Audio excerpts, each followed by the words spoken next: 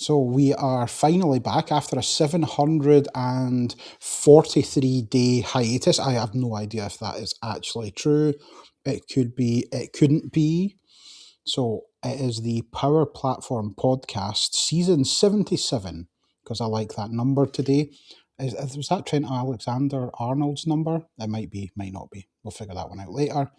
Which actually does bring me to the Liverpool geek who is joining me on this podcast. It isn't Ian, it is Malin today. She will be joining. This is what's the best way to describe this? Not a prototype. Yeah, fuck it, it's a prototype. It's an MVP of an MVP at this point. We're going to try something a little bit different. And although she doesn't have a well, no, she maybe does have that slight little beard like Ian. I am going to get sacked very soon for saying that one. But hello, Malin. Hello. Yes, you're going to kill me. What number was Trent? So what number was Trent Alexander then? Was he 77? No, what was it? I don't even remember. I have purged that from my mind at the time. Okay. So for people that don't know, Malin is a huge Liverpool fan, much to my disgust. But we're bringing the podcast back in the same sort of... to be the sensible one in this relationship, so I'm taking care of that with football and other things. Mm-hmm. Okay. So podcast is coming back, and we're going to do it in the same way. There will be lots of swearing, so we'll get the fucks and the shits out the way at the moment. That's already put us on 18 rating, so we're all good for that. But as I've always said on this, and when myself and Malin have been chatting about it, anybody can do a technical blog, or anyone can do one. Everyone does do them. So we want people to learn about the people behind the blogs, behind the videos, behind the community. So this is a dive into the people rather than the tech. Yes, there's always going to be some tech. We're always going to get talking about tech because we are tech-based people, we're community people, etc. But there will just be a lot of freeballing. We will just start the chats. We'll continue through everything. So yes, Malin, do you want to add anything to that? Trent Alexander-Arnold was number 66 at Liverpool. Okay, I was close enough. I mean, I know it was a double digits. In kid speak, you're 6, 7, close enough. Go and fuck off with that bullshit already. Yeah, so we're good. So far, we're getting it back into kids level, and I think that's about where most of our guests' heads are. About kids level, that fits both our first guest and the rest of the podcast crew. Are you doing like small people jokes just because Ian's not here? Because I don't want to get sacked from the podcast on the first run. Yes, let's go with Ian being the small person. Okay. Now we do have a mutual friend who calls small people McNuggets. Shout out to Ben Vollmer, rest in peace. May thoughts and prayers always be with him. But the person that we're actually going to speak to today, Ben is a poignant person. It was probably Ben that introduced me and potentially Malin as well to this person. I'm just going to invite him in a moment, but I've got lots of nicknames for him. So I have just picked up my phone, and we're going to start with now this person will be familiar with what we call the List of Jericho. So for Malin, she's already figured out this is a wrestling reference, and she's switched off totally to that. So I'm just going to go with the first name that I have on my list. No, I can't use that one. Wait there. Let's no. Right. So number 4 is quite a poignant one. So we've got Quad. Mm-hmm. So we're going to invite Quad on to say hello. So Quad, hello. How are you doing? What's going on, man? I'm dying right now. Like I have never laughed so hard. Like you guys are amazing. What's going on, man? So first things first, where did the nickname Quad come from? So, first and foremost, Alan, this is a hell of an upgrade. You know what I mean? We get tired of carrying Ian on our chains here in America. So, like, you know what I mean? Like, love you, Ian. No, Quad came from my last name, my surname, I guess it's called, right? So I'm the fourth. So, when I was telling, Ben knows that, and he said it one time to another guy, and then they just said, "We're gonna call you Quad." So literally, that name would show up in all the the Azure AD tenants we did for demos and everything. So customers would be like, "Who the hell is Quad?" Right? So instead of John Smith, you got Quad. So and then there you go. So they just stuck with it. So for anyone who did miss that, it is William McLendon the Fourth. We actually listened to a podcast called Crime and Sports and Small Town Murders.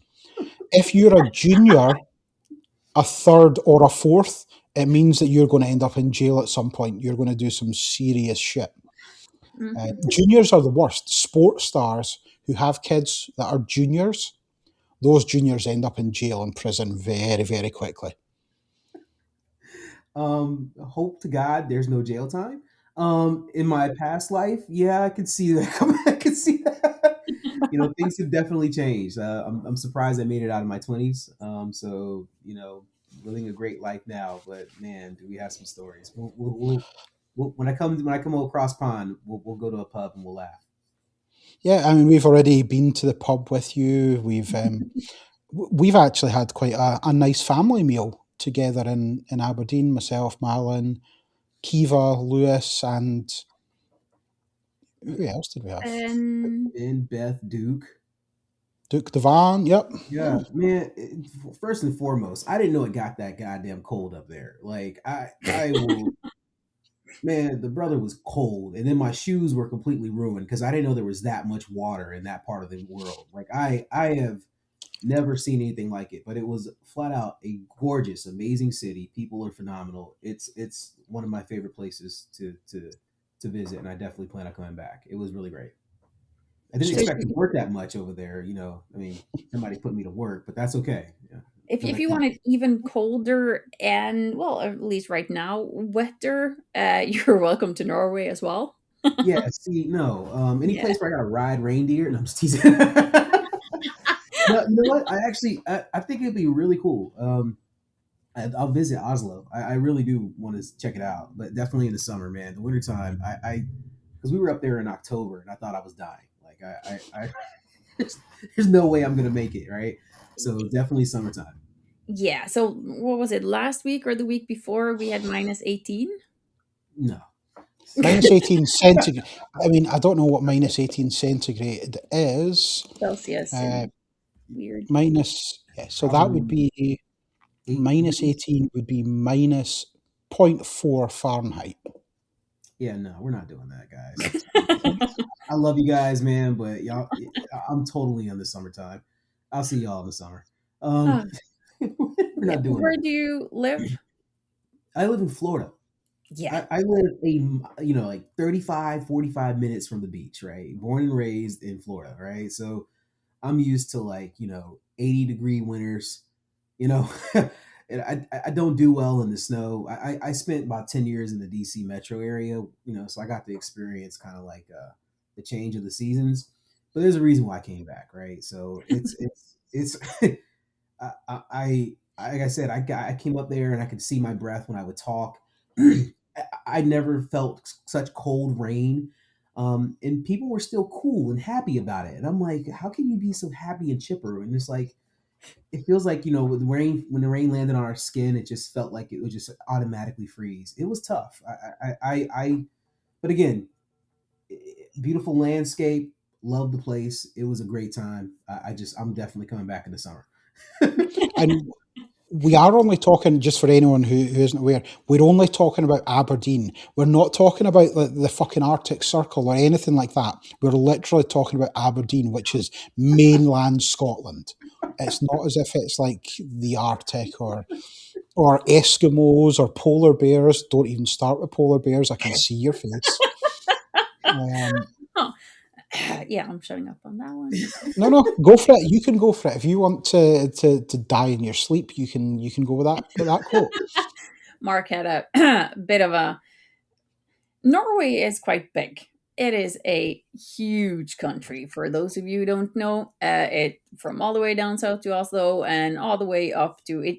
It sneaks over Sweden, all the way over Finland, and even touches Russia. Like that's it is huge. One thing we do not have on the mainland Norway is polar bears. Not at all. Svalbard, which is an island way up north, like we're talking hours out of the mainland Norway, they have polar bears. So they technically do, right? Isn't it part of Norway? Correct. Yes, but Is mainland Norway does not have polar bears. is Svalbard part of Norway? Not the mainland Norway. No, But it's an island in Norway that technically. okay, so it's in Norway then, yes. Oh my god! So I am looking this up. I didn't even know that. Wow, that's the dumbest thing I ever said in my life. I didn't know it was part of Norway. Yeah. Oh my god. Yep. What? so technically, there are polar bears in Norway. However, my problem was Malin is from a little island in the middle of nowhere that takes you hours to get from Norway. No, it From doesn't. mainland, yes, it does. No, it doesn't. It's even connected does. with a road. Sure. Someone has Mr. Geography in school. This You doesn't sound like an help my American. narrative. You sound like an American right now, Mark. I mean, like, Yes, you're messing up the 100%. I pissed Yeah, I'm myself gonna- laughing because his geography was just so off. It's like, yeah. But this story is not about how poorly Mark's geography knowledge is. We're gonna pay for that. It's about how Will's going to get killed by a polar bear. Great, fine. So I will never go that far up north, by the way. Like, Ellen, that was something new. Yep. Like, I just learned. I thought it was the coolest thing ever, right? I've always wanted to know what those were, and I didn't realize it was actually part of Norway. So cool, Yeah. appreciate that. Oh, don't worry, Trump's going to try and steal it soon anyway. Oh, Yeah, God. even he doesn't want it. Yo. So, Yeah. so let's kind of go back. Obviously, people, I've heard who you are now. They're like, yep, I recognize the name. I can picture the face. But for people that don't know you, we're going to go back. We're going to way back. It's almost like This Is Your Life, Will McLendon. Like, where did you grow up? Oh man, I grew up in Daytona Beach, Florida. Again, like a small beach town on the east coast of Florida, literally about 5 miles from from the Atlantic. So born and raised in Daytona Beach. Is that where the big racetrack is, the 500? Yep. That's Yep. about all I know about that. It's a tough little town, right? It has its place, not just history of racing, but like I want to say politically speaking, through segregation and integration. So my part of town was an interesting mix of individuals, and it's strictly dependent on tourism. There's nothing else in there other than tourism, and then you may have like some manufacturing companies like Sea Ray, which is down in Cocoa, but it's tourism and local labs. When Hawaiian Tropic was a big deal and that took off, right? There was a plant in Norman, which is not too far from where we grew up. But for such a small little town and such a crappy economy, you have to be innovative. You have to create a way to generate some income. On top of that, if you aren't smart enough to do that, you have to be an athlete. So we have some pretty cool athletes that came out of that little area. So one in particular who I'm really proud of, went to the same high school with him, not during the same time. I missed him by like 5, 6, 7 years. But Vince Carter, we went to the same high school. So I remember seeing him play as a young man. So that dates how old I am. But Yeah, I was going to say, did you play any sports in school? Because obviously American sports culture in schools, like if I look at like the Friday Night Lights, Texas school football, etc., that's what I think of America being. Did you play much sports as a kid?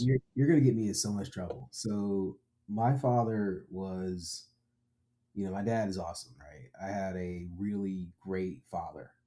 We didn't always see eye to eye. So, the way I was brought up wasn't typical, a little bit tougher than most folks. And so because I naturally rebelled against him and I had a very, a very rebellious attitude, he didn't want me around, or he wouldn't officially let me play any of those sports with those people. So I wasn't going to go out and go to practices. He'd rather me dedicate myself to education or some other endeavors. So um, I still played with the practice squads.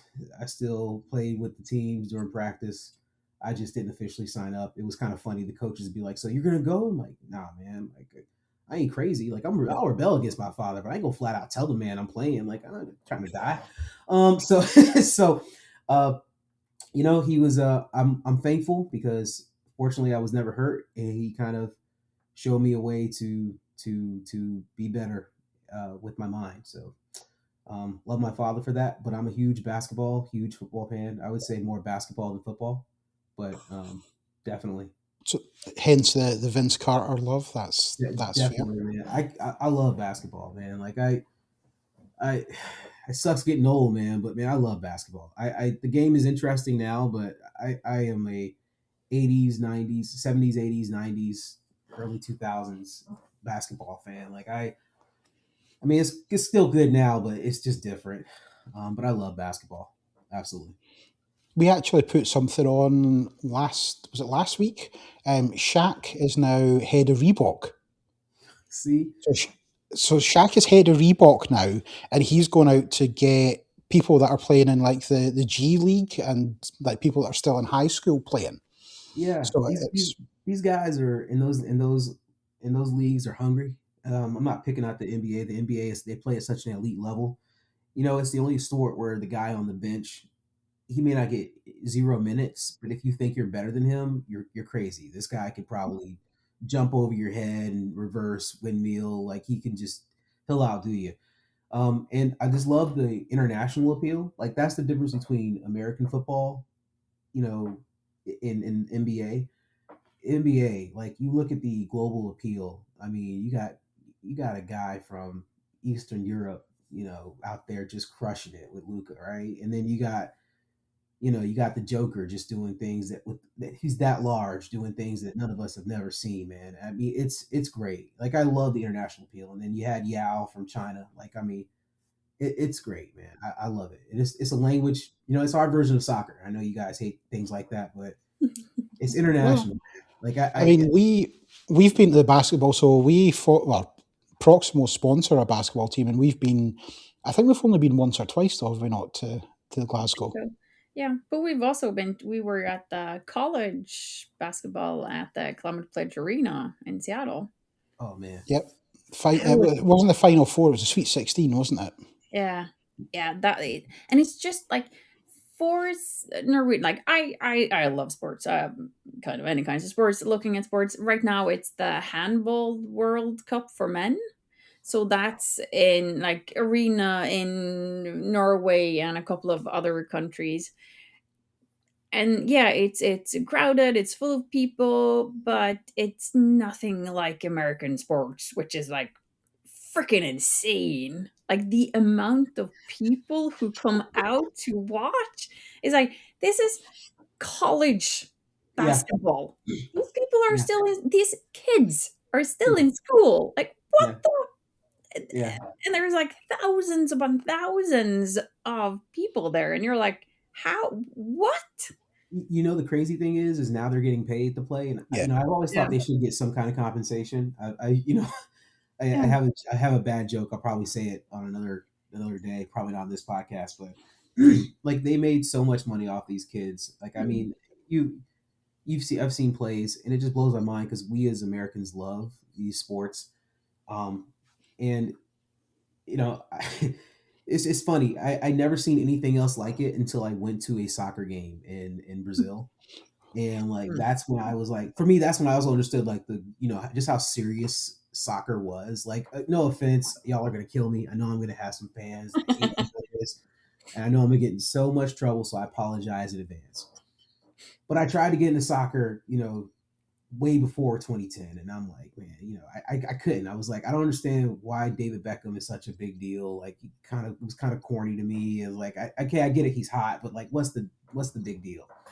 So And just before you go I'm on, gonna get in trouble. I'm pleading ignorance. I thought that I thought that it was kind of boring.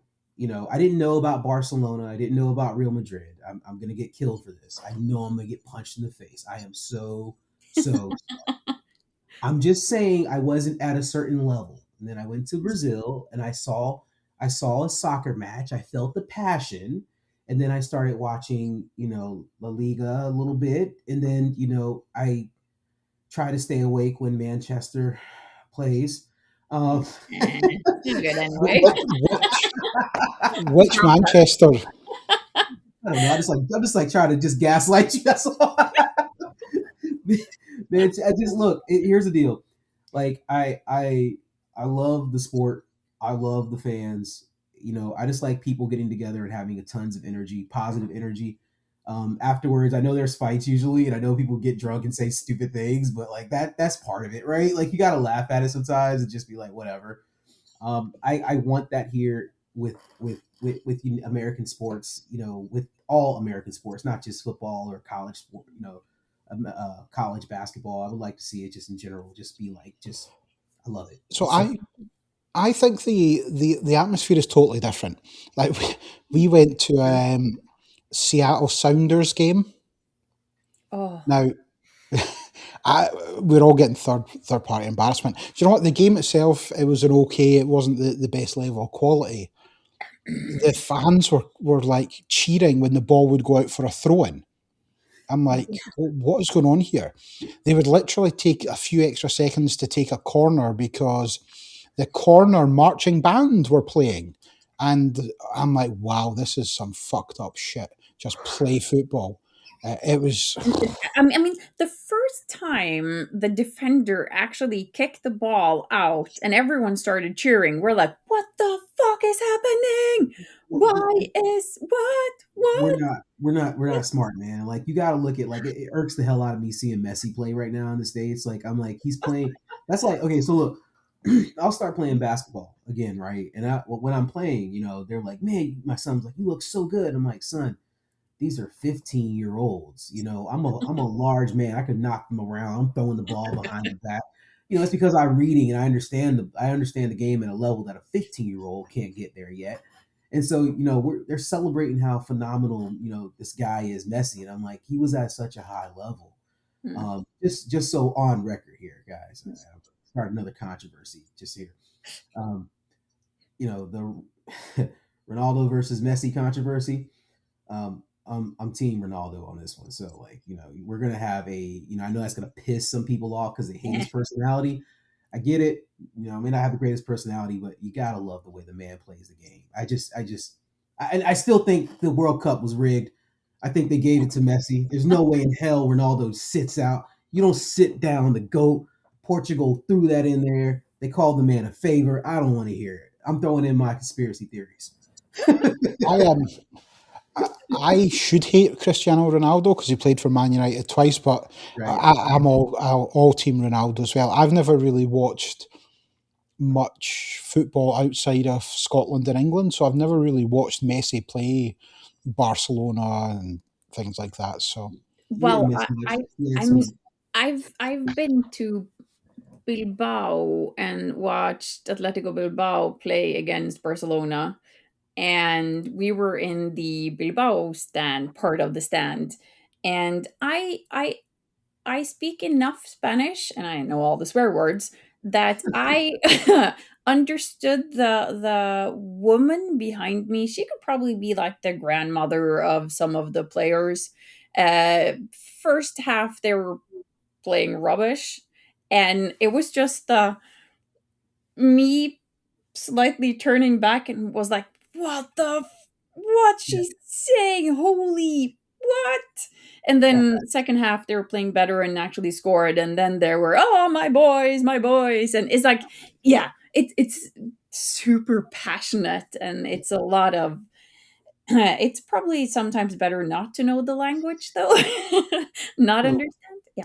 Malin, just I'm with you on this. Like, so as a joke, right? Because when my wife and I started dating, so just so you know, I'm saying this when my wife is away from the house. Because when she hears this podcast, I'm gonna die because my mother-in-law, my wife, and the entire family are gonna kill me. And you'll understand here in about 20 seconds. Um, my wife's family is originally from Spain. they are Catalonian, they are hardcore Barcelona people, like So I'm meeting my her grandmother for the first time, and I thought it would be cute to express my love for Ronaldo and say I was a Real Madrid fan. Yo, that woman, no lie, like she's in her 80s. She's still gorgeous. Just can stop traffic. She's just that beautiful. She looks at me with these piercing blue eyes and starts cursing me out in Spanish, Portuguese, Catalonian, everything else. All because I was smiling. I thought I was being funny, but it was real. Like she was like, I'm not going to give you my blessing. Nuria, you could do better. This guy's a jackass. And I was like, hey, I'm just joking. I love you. And just, and so, she was like, okay, but that's not funny. Right? So, I guess it's real, man. Like my wife will cuss me out because she's Barcelona all the way every day. I love Neymar. Well, I loved Neymar when he was on Barcelona. I got some questions with the way he's playing now. But I'm a Yamal fan. I love the way he plays. So got to give credits to him. So Yeah. I give it a 4. And it's kind of, for some people it's more than a passion, it's like a life choice. which is kind of a good segue into technology. Because for some people, and everyone on this podcast at least, the technology isn't just something we do for work. It's a passion, it's our hobby. How did you stumble into that world? All right, so here's the fun part of that story when I was talking about my father, his decision to make me stay in books. So in my family, there was I'm gonna go ahead and say it's my uncle. He was a technical guru before it was a thing. The man was developing before, he was that guy. He did a lot for the local electrical system here in Florida. And he would have computers just in his room, like his workshop. And, there was a little fat kid that would come into his uncle's office to steal the vanilla wafers.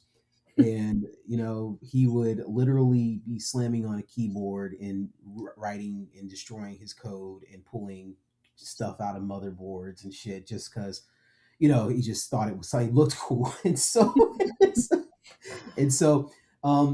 he had to fix that stuff. And so that's actually how I got started. And then naturally I had I started at like 10 years old. I'm not lying, writing basic A. And so I was a nerd. I still did my things, but I loved technology. So I didn't know that. I was a closet nerd.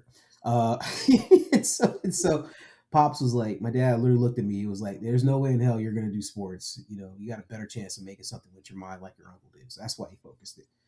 And so I started in technology before I was even in high school.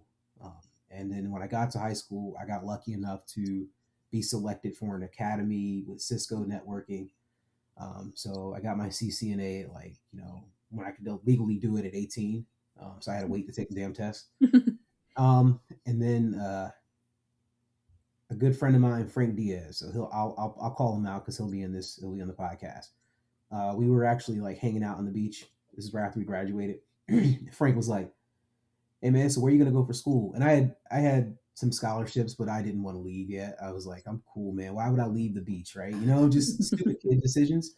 I was like, "I don't know, man. I don't want to go to school. Why do I need to go to school? What's school gonna teach me?" And Frank said, "Cut that shit out," verbatim, and he drove me to the community college, and made me sign up. So shout out to Frank, man, because you did help out. You did help me out. So started at the community college, which is basically the 13th grade, and got some certifications, and left out to DC. But I started, I always had somebody to kind of yell at me and tell me this is where you go.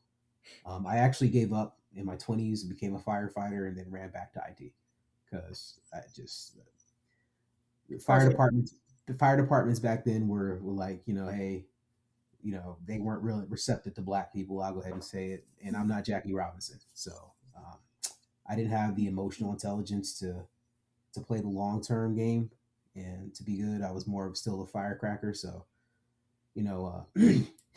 can't go in a fire with a guy after you just knocked him out, right? You can't, right? So Uh, so it's not a good look, right? Like, I didn't have that in me. So anyway, my fire chief was from Baltimore, and he was like, "Yo, Will, get the hell out of Florida." This is exactly what he told me to do. Get the hell out of Florida. Go up to the Northeast. You'll do very well for yourself, and people know how to act. So not knocking my Floridians, but real talk, when it comes to business, they got a way of doing things up there. So it was good for a young man. That's where it all started. It's also good to get out. If you've been at the same place your entire life, it's also Yeah. good to get out and see the world and see things differently in a different way. Yeah, it was the cultural diversity that was in that DC metro area. Like honestly, it changed my entire outlook in life. Up until then, all I knew was a couple of white people and a couple of Spanish people. I didn't know nothing.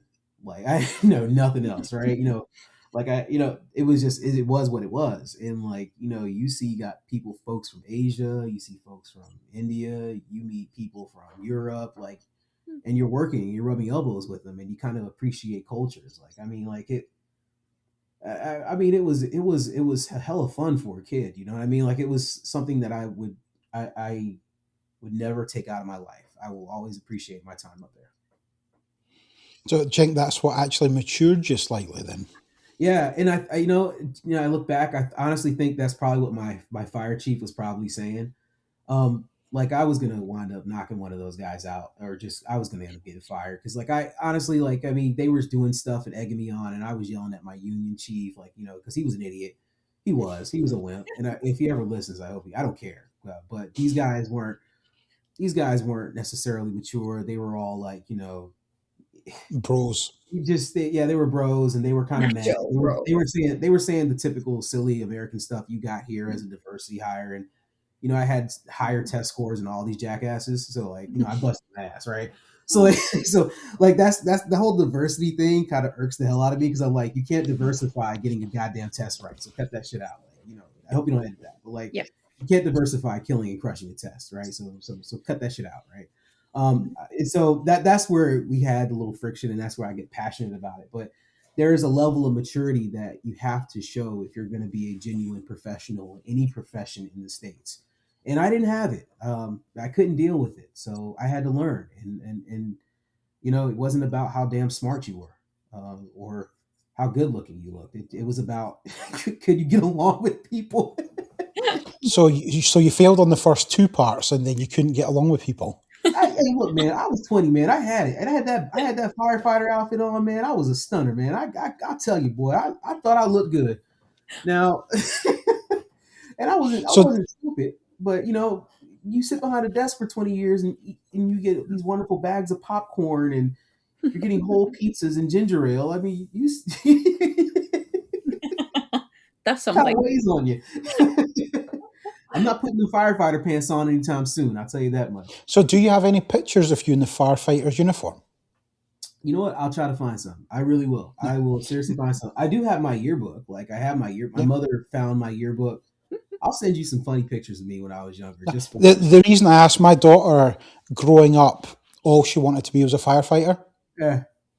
And she's just come back from Toronto, and she spent more time sending me pictures of fire engines in Toronto than she did of anything else.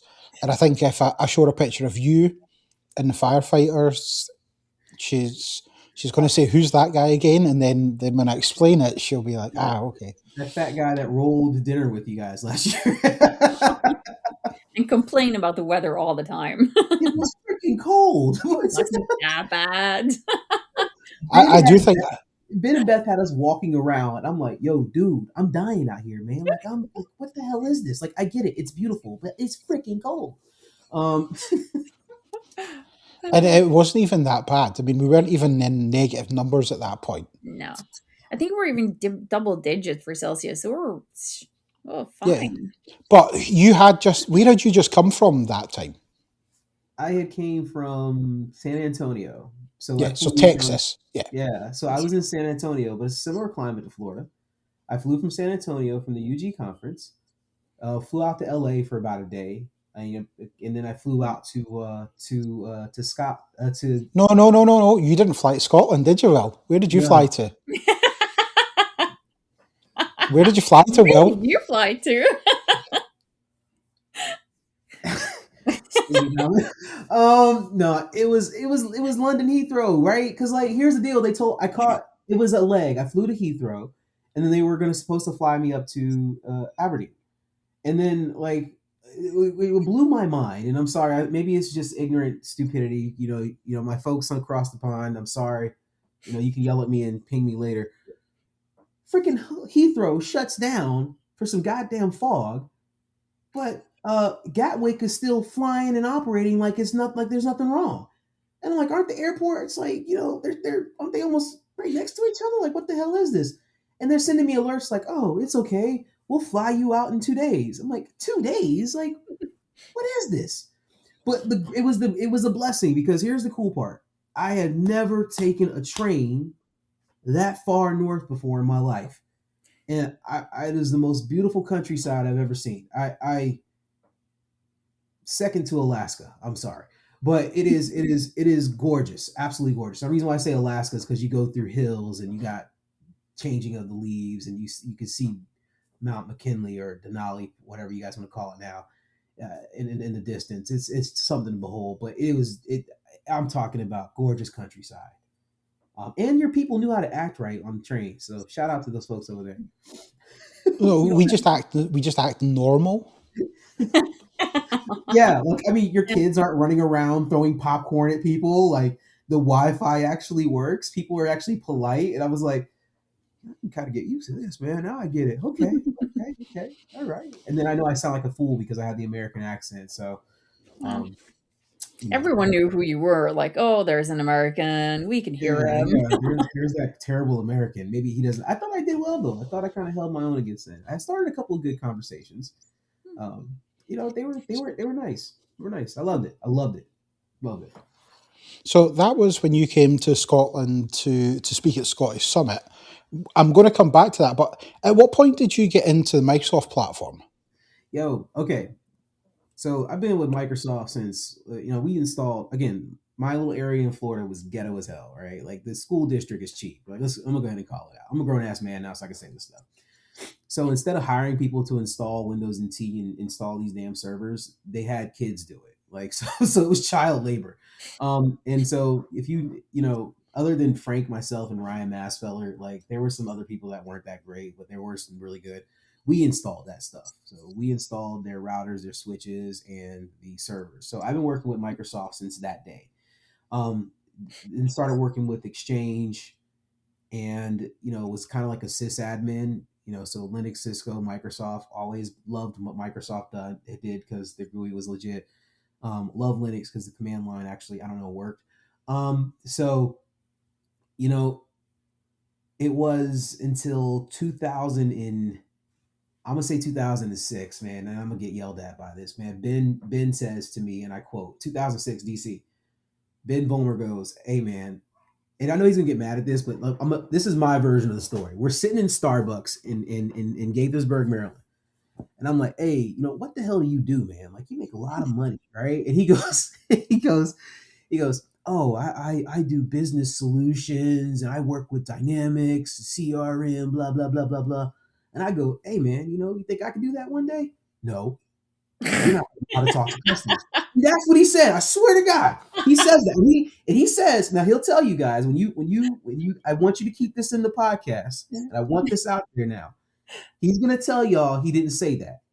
I'm telling you right now, just as sure as my shirt is red. This man looked me dead in my eyes and told me no. I was like, all right, cool. I'm just gonna stick with what I'm doing right here. Then 2 years later, he says, "Oh, you should get into business apps." And I'm like, the same thing you just told me I couldn't do. Like, why the hell would I do that? Right? Like, I'm like, so 2006, he told me no. 2008, he said do it. I didn't listen to this man until like honestly, 2014. I installed the Kappa system, or 2013, I installed the Kappa system, that empirical, and that's when I got into the space. Frank at ProSoft gave me like a trial, like educational session. So I sat there for like a week and went through a boot camp, which was dope. But I still didn't grasp how amazing it freaking was, and I started building like my little. Um, I look now, but they're little miniature apps, right? So I'm adding things in the sitemap and like making my own tables and like just, I didn't understand everything I was doing, but that's what I was doing. And I put it, installed it, and it worked, and it saved our company a shit fuck ton of money. So it was great. I used Ben's licensing, so I don't care. So, he'll tell you, he told me 10 years. It took 10 years for me to listen, but I swear to God, that sucker told me no, and I'll stand by that. No, he did say that. I have got confirmation that in 2006 in Starbucks, he said no, you couldn't speak to customers, and in January 2026, you still cannot speak to customers. Oh, I hate him so much. You know what? You know what? That's an offline conversation. How about that? Because that rascal knows good and well what he told me. So I But got into my. do you think that was to, lack of other words, put a fire under your ass? So he would say, "No, you can't do that." So you would go, "Well, fuck you! I'm gonna show you I can do it." Well, yeah, that's kind of I was like, well, so You're here's the thing. didn't Ben is get it. I'm gonna get a little emotional here. Ben is a big brother, right? Like and I'm little brother, right? And it when Big Brother tells you no, little brother's gonna be like, you're a dumbass. I'm gonna do it anyway, right? And Mhm. that's generally how it works. But in this situation, I was like, man, I actually at one point looked up to him in that area. I'm gonna say one point because I'm gonna pretend like I don't now. But I was like, man, this guy told me I couldn't do it, so I'm not gonna do it, man. This space is so like you guys when you're looking from the outside in, when you're looking from like a system admin or you're just a network engineer and you're seeing what these consultants and these architects are doing, you're like, because it's so abstract from our point of view, it's like this abstract ball of whatever the hell the business is saying. We don't even understand how to translate what the business is saying. We're thinking plugging wires and configurations. You know, it's hard for us to understand. We're like, I'm like, no, I can't do what this guy or what you guys would ever do. And looking back, it wasn't until I had a need and it was sink or swim that we did it. But the community, I'm gonna get in trouble for this, but it's okay. The community was so freaking dope when I decided to do this full time because it was like, I got to switch it up. Man, our community is the best community. I know we got our faults. We're not perfect, but support, like real talk, man. Like, I mean, like, come on, Mark, come on. Like, you told me, like, I didn't even know what the hell Scottish Summit was, man. And you guys gave me an opportunity to speak there first. Like, I mean, well, it was one that Trish did first. I'll give her credit for that. She's gonna beat my ass, but it was Scottish Summit was this was the big time. Like it was huge, right? Nope, correction. I'm gonna get my ass whooped. It was Christine and Julie Yak that gave me my first speaking event at Extreme 365 in Portugal. Like, yeah, dude, I had no business being there, right? Like, I mean, but they gave me all the support in the world, and then here I am, a yip. Mark, you and E, y'all looked out. Y'all gave me a shot, and I appreciated that. And so, like, our community was dope, man. So, how did you get into the community then? Was that through Ben? Was it through work? No, man. So here's the funniest thing in the world, right? So there's the Chucks Ingrams of the world. There's the Mike Gillises of the world. There's the Mike Hawks of the world. Shout out to Mike. I still love you. Um, uh, and then and then they'll kind of secretly tell you, hey, get off your ass and do something, help others out. But they're not gonna like necessarily grab you by the horns and say, hey, here's this person, right? But they're gonna inspire you and make you feel good. But, once you start feeling good, you kind of need someone to say, hey, here's the path to do that. And I think the people that did that for me were Trish, Julie, and I'm doing ladies first, Mark, so don't get me in trouble. You, Malin let me do something with the podcast and respond. E, always looked out. It was Dion, and the first session, like Trish, I'll never forget it. I was talking with Trish. I had that experience with Julie, who just threw me in there. But I said after that, I'm never doing this. I was like, I'm never doing this shit again. Like I will never, ever speak in front of people like that again. Like I'm done, and Trish was like, Trish called me up. It's like a Tuesday morning, right? Trish calls me up. You know how Trish is. Trish, she does the whole nice getting to know you. I'm getting in trouble for this, but she does the whole nice getting to know you thing, and then comes the ask. And Trish was like, she wasn't really asking, but she was telling me, you are going to share your experience, and you don't have a choice in this. I'm like, oh shit. So I'm telling Trish like, yeah, whatever. I'm ignoring her, and then she gets Dion on the phone, Mm. the CRM goddess. So Yeah. like I'm like, what the hell? Dion. I'm totally gonna get us in trouble for this, but like Dion is dropping like 50 f bombs, Hmm. and within like the first 20 seconds, and so like, they were like, look, we're cool. People are gonna be cool. M Darcy, shout out to M. M kind of helped me out a lot. Azure, and they had that speaking session that Trish put together, and then she was like, okay.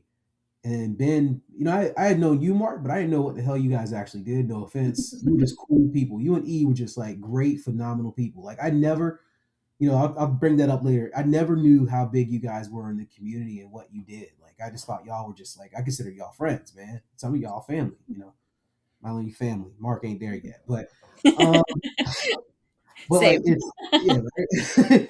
But it's like it's I just thought y'all were just cool, dope people, and I didn't understand the big deal. So like when I got the email, hey, you're gonna be on Scottish Summit, I was like, what the hell is Scottish Summit? I was like, okay, I guess it's the speaking event.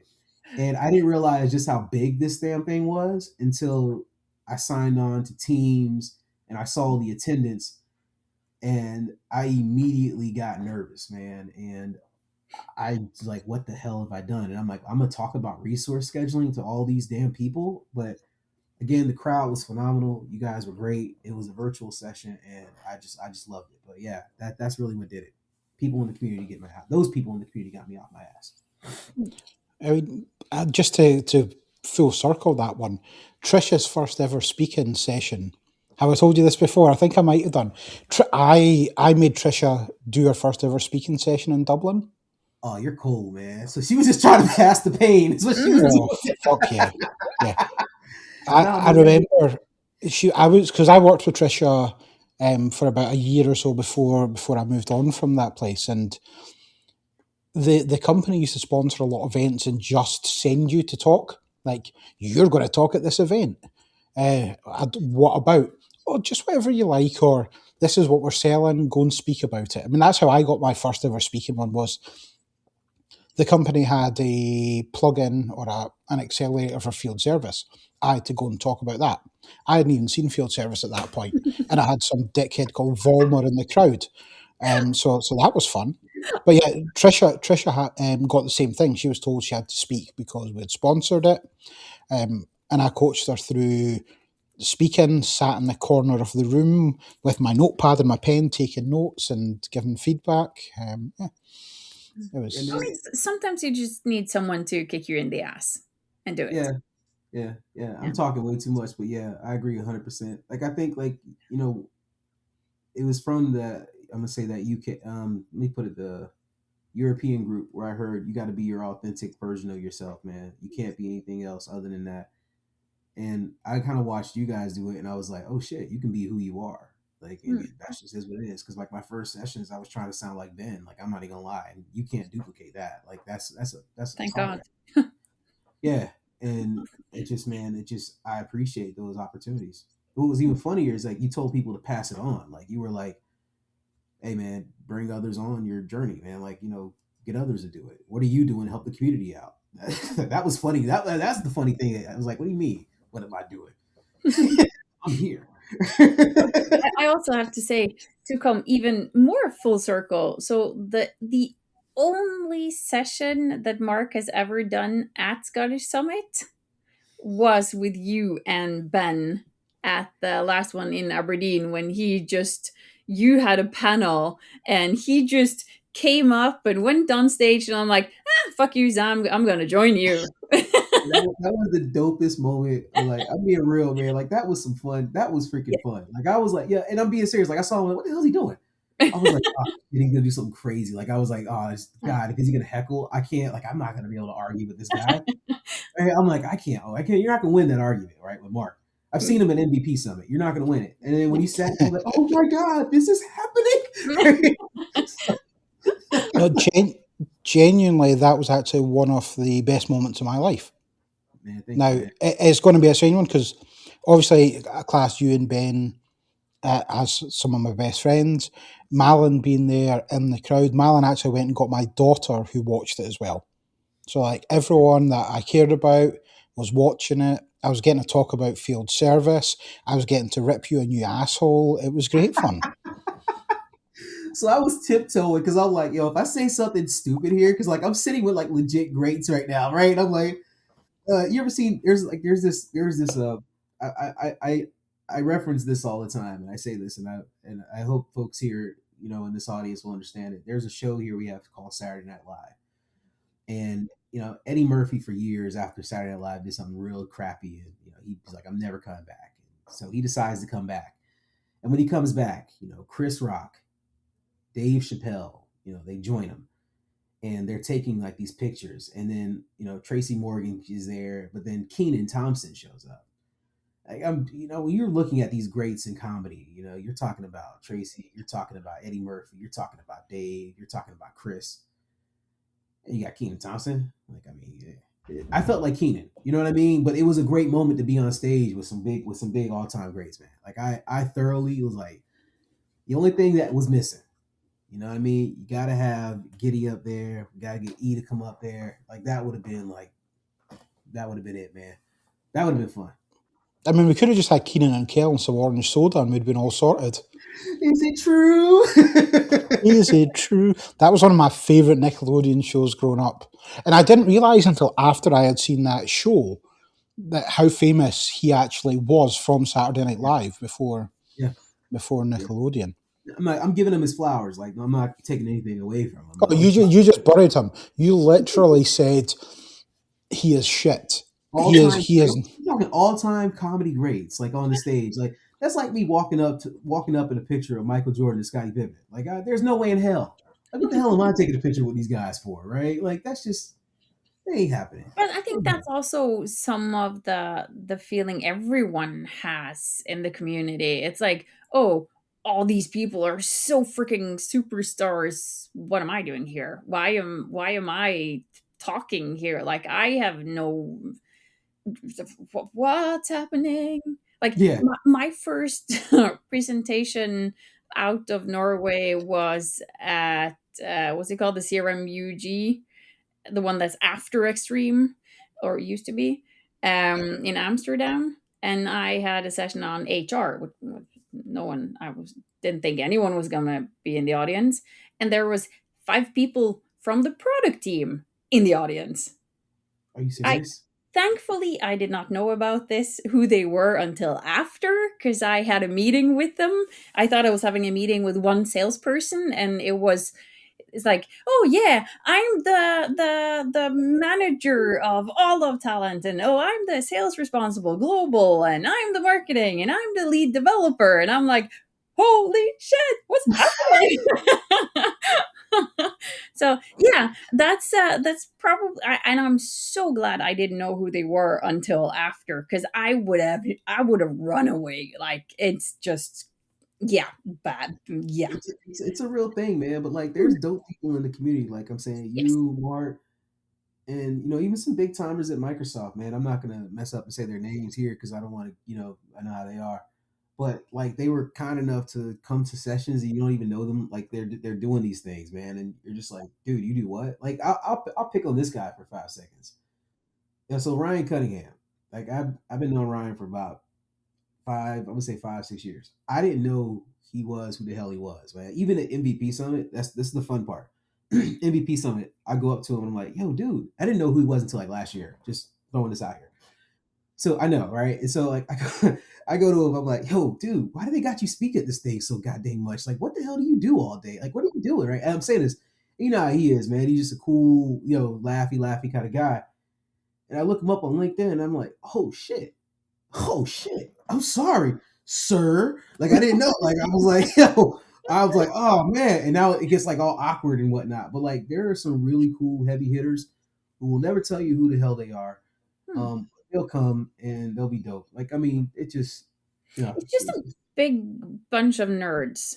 Like yeah, the entire community, it's just a big group of nerds who love what they do and want to share the passion. So it's just passionate people who happens to be nerds. And yeah, It's yeah. like that one that you talked about, the CRM UG. The day before you spoke at that one, I was on stage as well. That was a very strange one. So I'm going to bring a name for you, Will, and you're going to find this interesting. So I done a Microsoft panel. Now this was my third ever speaking session, right? Third speaking session ever. I'm on a panel with what's the head of developer guy, the guy with the beard and the glasses, Mike Barber, Mm. Matt Barber. Matt oh, Right. Barber. Mm. So he's a I've good got fellow. Yeah, he's a big guy. Yeah, yeah, yeah. I know what you're so talking. I've got Matt Barber, Yeah, I've got Ben Vollmer, yeah. and I have Carissa Allen. So Carissa, Mm. like, and I adore Carissa. Carissa is awesome. At That's that what point, she was like head of sales or something within yeah, field yeah, service, and we yeah. were talking about field service and ISV opportunities. And like at that point, I'm like, this guy is Mr. CRM 1.22345. Yeah. Ben, who was like the field service guru, Like he's and just Ben's Carissa, not a guru. who He's just old as hell. yeah, true.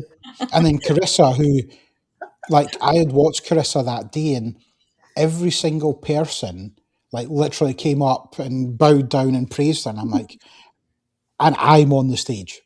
Yeah, Like I do not fit in here in the slightest. yeah. It's like No, it's it a was humbling ridiculous. feeling, man. Like I mean, we deal with it. Like, and I'll, I'm gonna give credit to somebody here. Shout out to Mike Gillis on this one. I'm not kissing ass. I'm just keeping it real because I think with you guys, I normally take a tone in most podcasts, but I'm just being, I can't be, I can't be nothing but Will right in this one. Corporate Yeah, Will McLendon the fourth. this ain't corporate Will. This is Doesn't like work this. here. This is if you catch me at a bar, right? Like I mean, minus all the swear words. There'll probably be more if I'm drinking. But the like Mike Gillis, man, like this is at Extreme 365, dude. I'm sitting there and I have that deer in the headlight look. I'm like, what the hell? What the hell am I doing here, man? And Mike goes, yo, I don't even know who the hell this guy is, man. He just appears out of nowhere like a ghost of Christmas past or something cool like that, right? And he's like, hey, man, what's your name? Where you from? What you do? Dude, like, you belong here. You're good. And it wasn't like that. I could tell it wasn't that word salad. Hey, you're good. You belong here. He genuinely meant it. And I stayed in touch with him. But like, between him, Chuck, and Mike, they were kind of reassuring. But you still, even though you have that, you may feel inadequate at sometimes when you're with some of these like big time folks. Once you realize who the hell they are, like hell, I mean, I would still get nervous. I was on stage, with you guys, man. Oh yeah. I Always. would be afraid to say something bad. I would say I would be afraid to say something like, field service does serialized inventory, and that would just piss you off, and then you'd punch me in the face, right? I just wouldn't say. So So I might get a list from you over things that could piss him off because we're Did you see doing that? a session together. So yeah, I'm gonna text you. Did you see how angry he got just then? And I knew I was lying, but he just got really, really angry about it, Oh yeah, right? oh yeah. He's got some trigger points, and they're quite visible. But here's the thing: you let Marcio tell it. Marcio the cat. I'm calling you out. It'll do serialized inventory, right? Like, so we'll start a controversy on this one.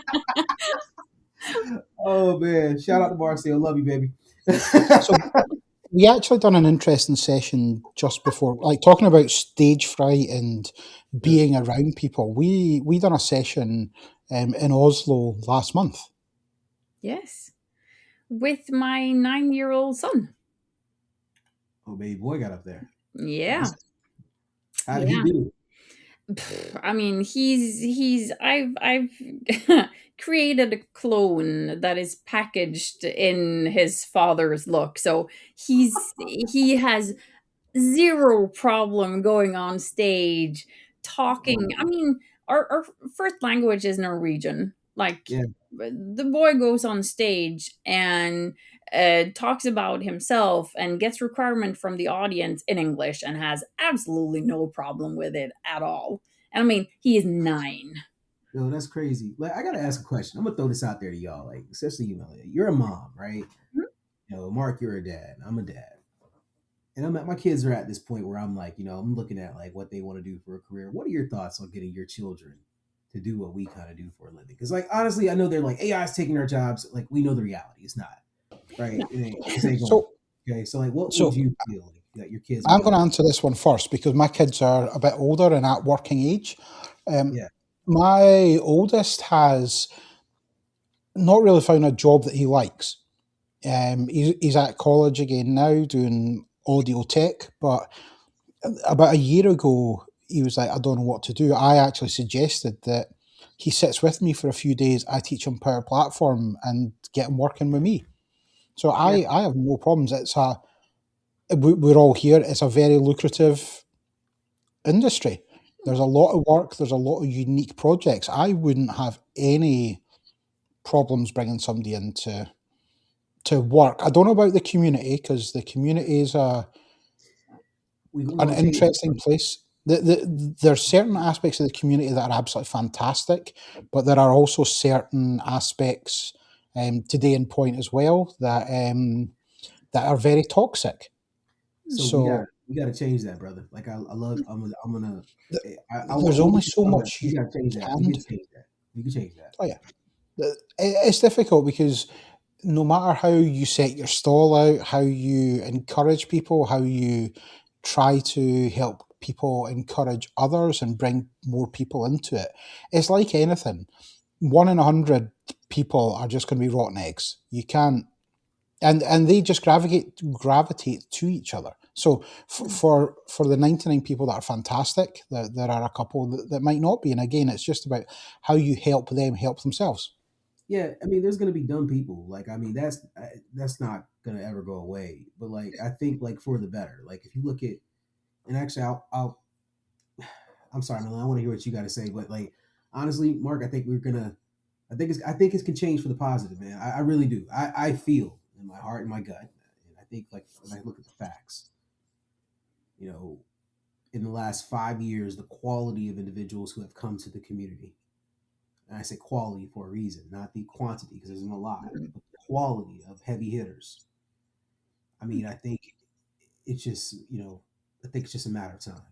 And I think Um, also when you just have people like there's a lot of talk of, oh, there's so few women in the community and there's all a bunch of guys and it's like a boys club and everything.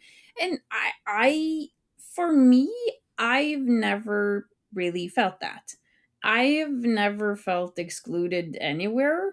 But I've also been very lucky with the people I have in my yeah, life. Like yeah, I've found it's thanks to good guys like you that makes it easier for anyone to come into the I know, right? community. And it's just it makes it easier for everyone.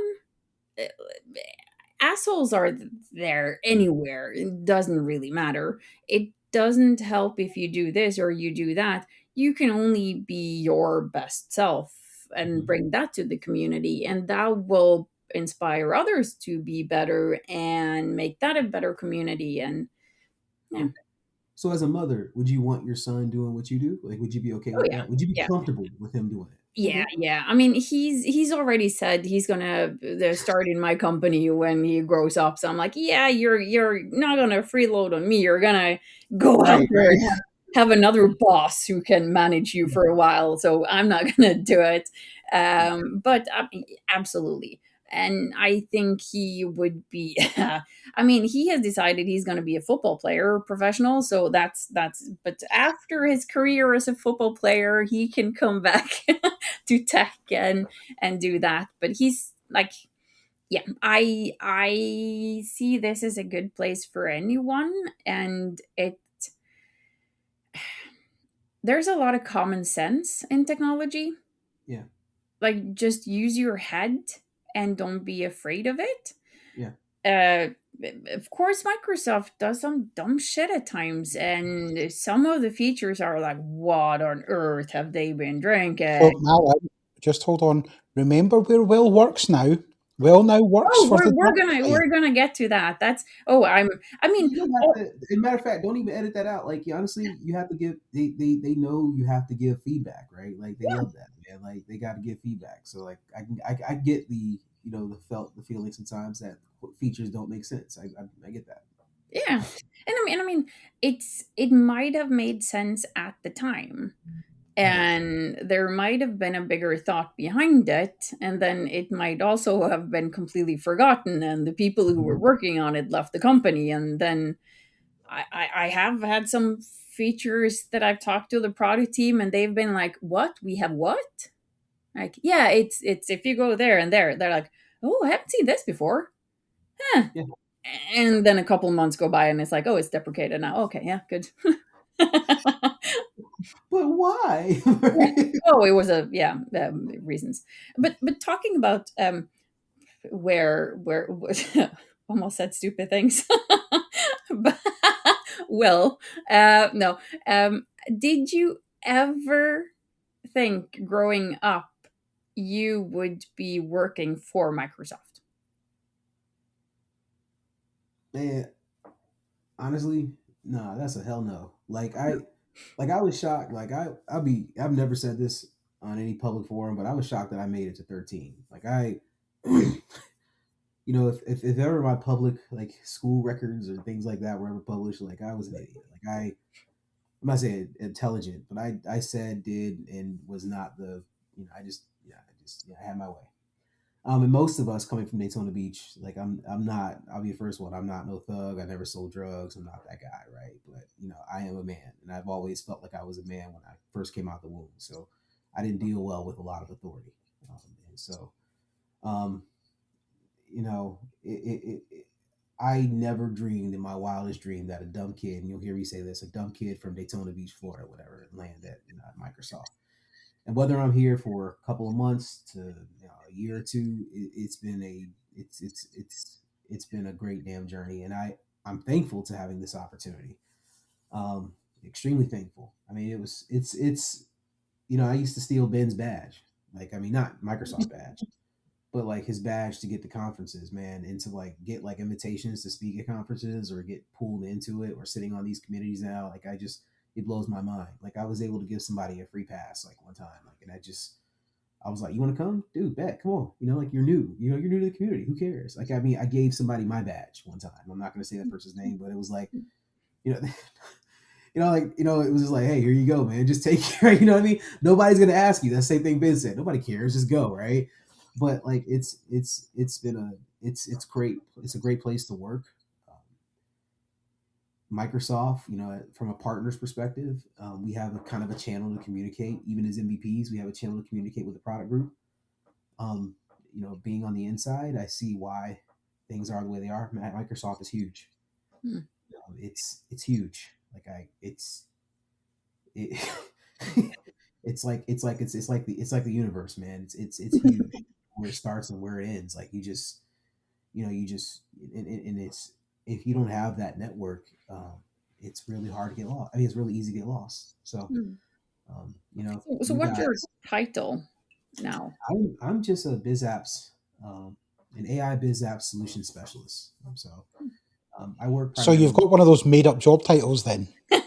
You ain't getting me fired. I work No in one the knows what you do. You're just there. right. No, it's pre-sales. You remember the old role TSPs? Yep. So Yep. I'm a Yes. TSP. And my specific industry is state, local government, and education. So I stick with the education side right now. So you're So back to almost where you started, schools and craziest thing in child the world. labor. Yeah. Except it's not free labor now, right? Yeah. Like so it's the craziest thing in the world, right? I look back and I laugh and I hear some of the technologies and some of their trials that they kind of go through. And I'm like, yeah, no, I've been there. Mhm. Yeah, I know what budget constraints are. I know we have to make the best out of what we have. But the cool initiative, and I'm not giving a sales piece, is like automation and AI. Primarily automation, seeing companies or school industries, I'm sorry, schools or school of medicines invest in automation. Like that's a big deal. Like I think that's we're not taking people's jobs, but making processes more efficient. like I think it's a good space, and so much so, and I'm gonna stand off. I'm gonna switch subject and come back. So much so that before I started working at Microsoft, my son will tell you, my son and my daughter will both tell you, when they would say, "Hey, we want to do what you do," I would tell them, "Hell no, like there's no way," because I'm like, first and foremost for my daughter, like some of the guys that pull the crap that they pull, like at some conferences, like with my daughter, I'm gonna catch a charge, right? The dimples will go away. Um, like that's just what it is. And my son, I didn't think it was a community um, that would appreciate his mindset. And when I started at Microsoft and got to look at the education sector and kind of broaden my network a little bit more, I could say I probably my son and daughter. I'm teaching my son right now Power Apps, and so it's a legit an AI. So it's a legit space. And I think that, if you pick an industry, like I said, I'm doing education right now. I think that you'll be well off and be fine. I think it's great. So do you have to go into Redmond often? No, and I would love to, man. I like Seattle. We had a great time up there last time. I thought it was really, really good. Shout out to Kylie Kaiser because funny story about my MVP stuff. It was sitting off there in the ether, and Kylie kind of helped. Kylie kind of cracked the whip and got me going where I need to. So shout out to Kylie. I don't want her to say I forgot her. And Heidi, don't get me beat up. Shout out to Heidi. But yeah, I love Redmond. I would love to go to Redmond. If I could, I would live in Redmond, dude. I would. I love it up there. You would freeze your ass off. You know what? I hate it when you're right, but you're right. I probably would. But I love Redmond when I'm not paying for it. How about that? There you go. Yeah. There you go. So the last time we were in Redmond together, we went to watch some ice hockey. Yeah. Didn't we? Didn't we, Will? Yeah, we did. Yeah. Now there's a quote that when I messaged you and said, "Will, do you want to go to the ice hockey?" Your reply, now this sticks with me every single time I think about going to the ice hockey. Now your reply was, "I'm black. What if the ice melts? You know I can't swim." Oh God. Oh God. So the question I've got, Will, is can you actually swim? Oh my God. Oh my God. Now, I can say this because it was not me who sent that message. That came directly from Will. Now, genuinely, like the ice hockey was fantastic. Like the night before or 2 nights before, we were in watching college, the Sweet 16. They turned it around, and we then went and watched the ice hockey. It was fantastic, though. It was great fun, wasn't it? So first and foremost, let me. So I swim like a fish. Like I grew up in Florida. Like I actually know how to swim. That's and everybody who's in my family and everybody who's outside of family, we all knew how to swim. So it was when I left Florida to hear the stereotype, it blew my mind. Like I was 25 and I was dying laughing because it made no sense to me. Now let me go ahead and cushion this up. If you do play this for others, I just want them to know that you have been. And see, you won't tell people this because that's not you, but you have been a genuine safe space. And when all the stuff that was happening in 2020 was going down, when people would come and say, you don't look like a consultant, I'm not going to be me to say those people's names, but guess what? I got a job. They don't. Yeah, I'm petty. I am beyond petty. So, it's you have been there. And there is not a bigger advocate for our community, and I'll say for the African American community than Mark. So if anybody ever said anything, I would straight up, I would I would that ain't happening. But I did not know I said that, but that does sound like something I said. So because I've said that, I know I said that to you before. So I didn't remember I said that to the hockey game. The hockey game was dope though. But I will no longer text you nothing if it's going to be 2 years. Well, 2 years. So So the last time I had you on a podcast, it was actually when we were talking about the Black Speakers support group, where Yeah, yeah, man. yourself, Trisha, Yeah, and man. we're bringing people in to try and encourage people of Man. different ethnicities to join speaking and Yeah, to get man. going. So that was the last time we had you on the podcast, and it was about a month after that. So Man, I've genuinely held on to that since then. you know what, man? Like honestly, like dude, like again, you done all this like shadow support, like and that you never get credit for. And Malin, like let's be real, like you do, Hmm. just as goddamn much. So sorry if I didn't include you on that because the fact of the matter is you are and you have. So let me just be real, and it's not an afterthought. So I'm just gonna throw that in there. Because I know the people you've helped on the podcast. I know how you kind of cracked the whip and gotten people to go. Ooh, that's a bad choice of words. Probably cut that. Uh, Oh well, uh, see Never now, gonna be cut now. people yeah. Now people understand that it was 100% Will's message and not me. Yes. oh, we gotta edit that. If you have God never damn. seen Will blush, you should have seen the video of this.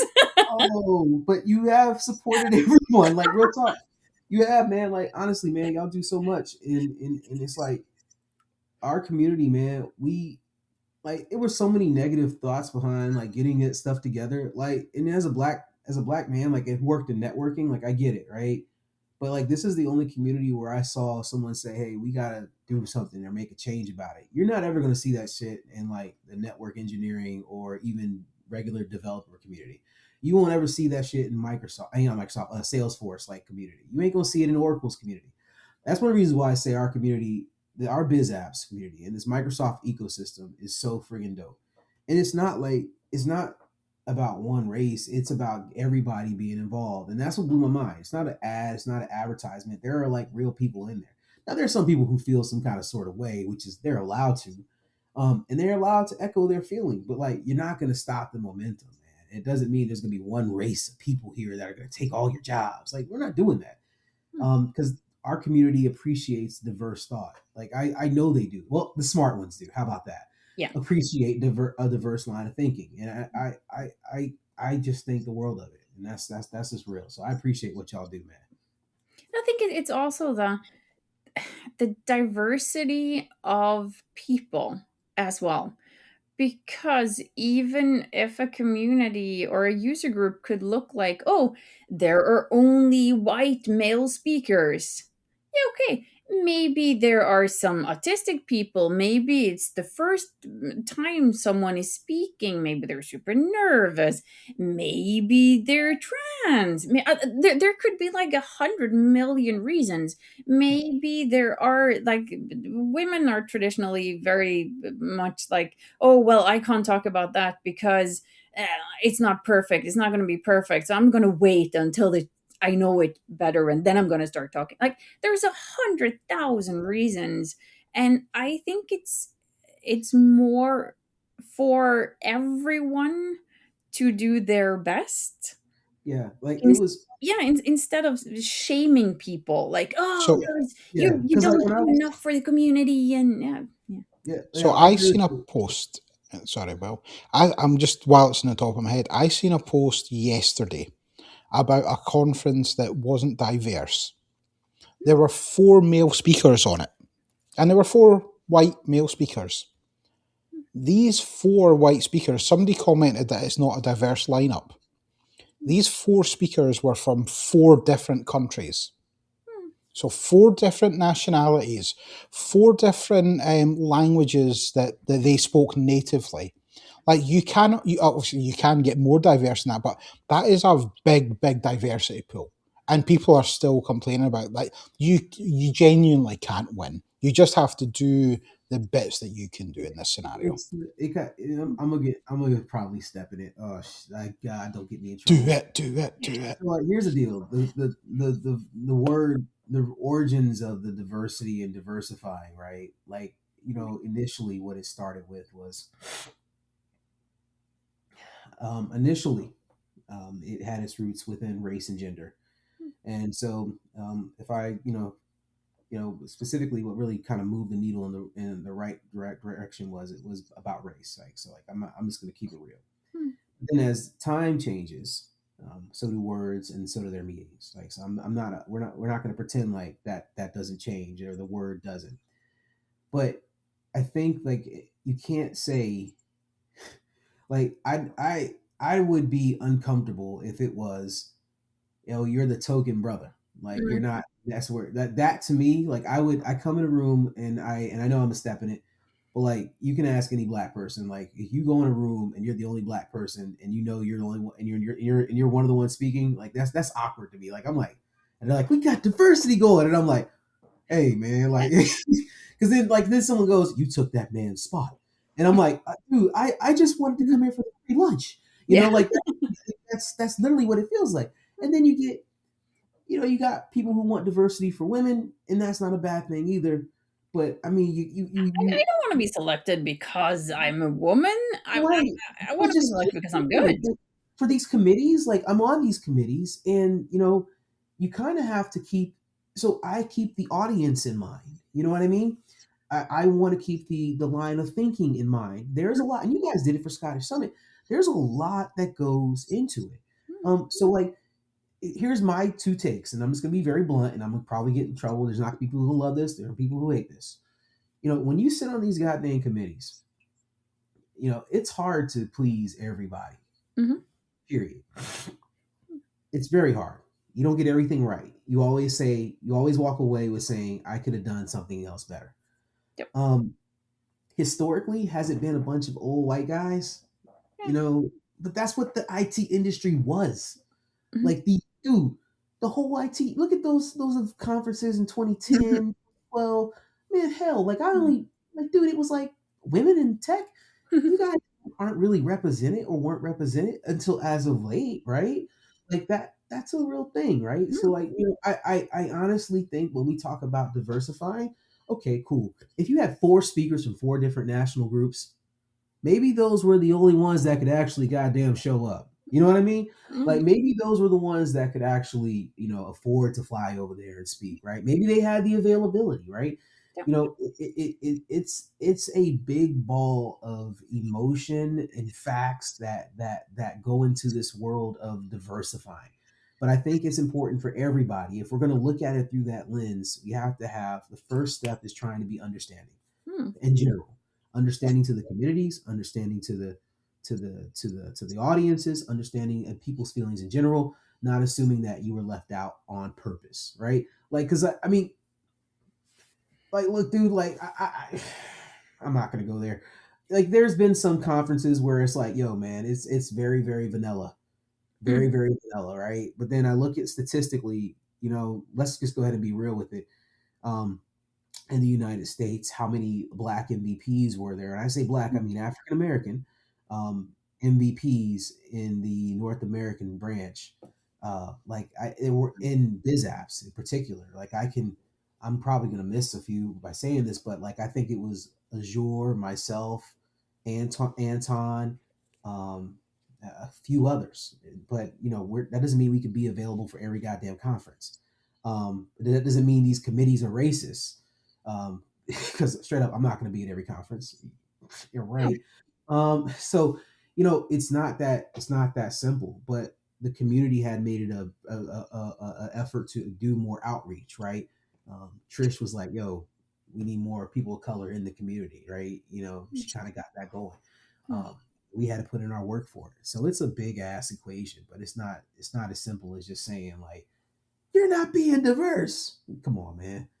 Like, Yeah, and it's also if you just bitch about it and don't do anything about it yourself, yeah. yeah, just shut up. I mean, But like, oh, yeah. sorry. I mean, I think we all get passionate about this because it's just Yeah. it's just something that is it's so frustrating because you can't force people to talk or well some people force people to talk but that's yeah Yeah. we could be more outreaching and try to force more people to talk but it's again, the best people should talk, not because they're female or of color or anything. Like for Scottish Summit selection, it is done anonymously. Like you only read the description. That's it. That's Yeah, we select got. the best people, not Yeah, all right. everyone. Yeah. I'm gonna get in trouble for this, man. I love that y'all do this, but like we had, and I'm not gonna say the conference. I'm not gonna say any of that, so I can't get in trouble. Just do it. Hell no, man, because I Do ain't trying it. to Do get, I it. ain't trying to get in trouble. Do you want to go back and speak at it again? I would. No, real talk. I really would, man. I did. I did 1 year. I did 1 year, but it was like a training thing, man. But it was like it was such bullshit because they're like, this is anonymous, right? But then like they're putting the people are putting their goddamn names in the title, right?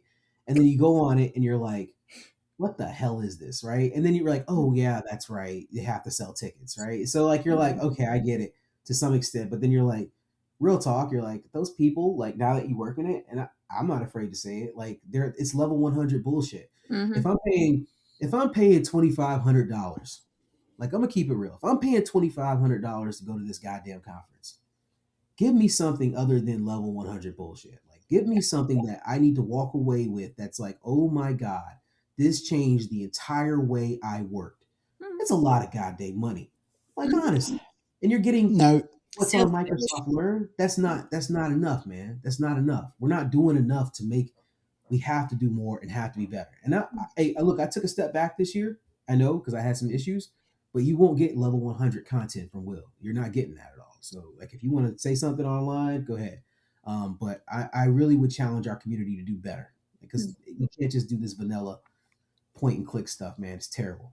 there's a lot of people in the community at the moment who have been in the community a long time, should know better, write the worst fucking abstracts for sessions I have ever seen in my life. And it actually shocks me the amount of speaking engagements that these people get, knowing how, I mean, you're talking about level 100. I mean, this isn't even level 20 English we're getting out of these people on some of these session abstracts. I'm like, mind blowing how absolute pish they are, but still being selected because of their names. Yeah. I mean, they busted their ass to make their name. I'm not taking that away from them. And I understand we all have issues in life, but truth be told, like honest to God, there is younger, hotter, more engaging talent. And when I say hotter, I'm talking about more passionate. Thank you, Will. Yeah. Well, you're always hot, Mark.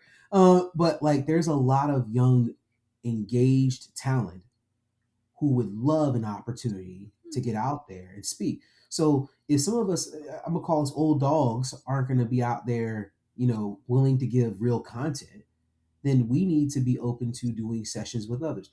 Case in point, my man Troy Taylor. All right, Captain Connector. Troy's a good dude. Troy is phenomenal, man. Troy is all time one of my favorite individuals. That the man knows I love him. But Troy straight up for PPC, Troy goes, who wants to present a session with me? Now, you guys know how many connectors Troy has made, right? You guys know how smart the man is. But Troy threw it out there on LinkedIn. Who would want to do a session with me?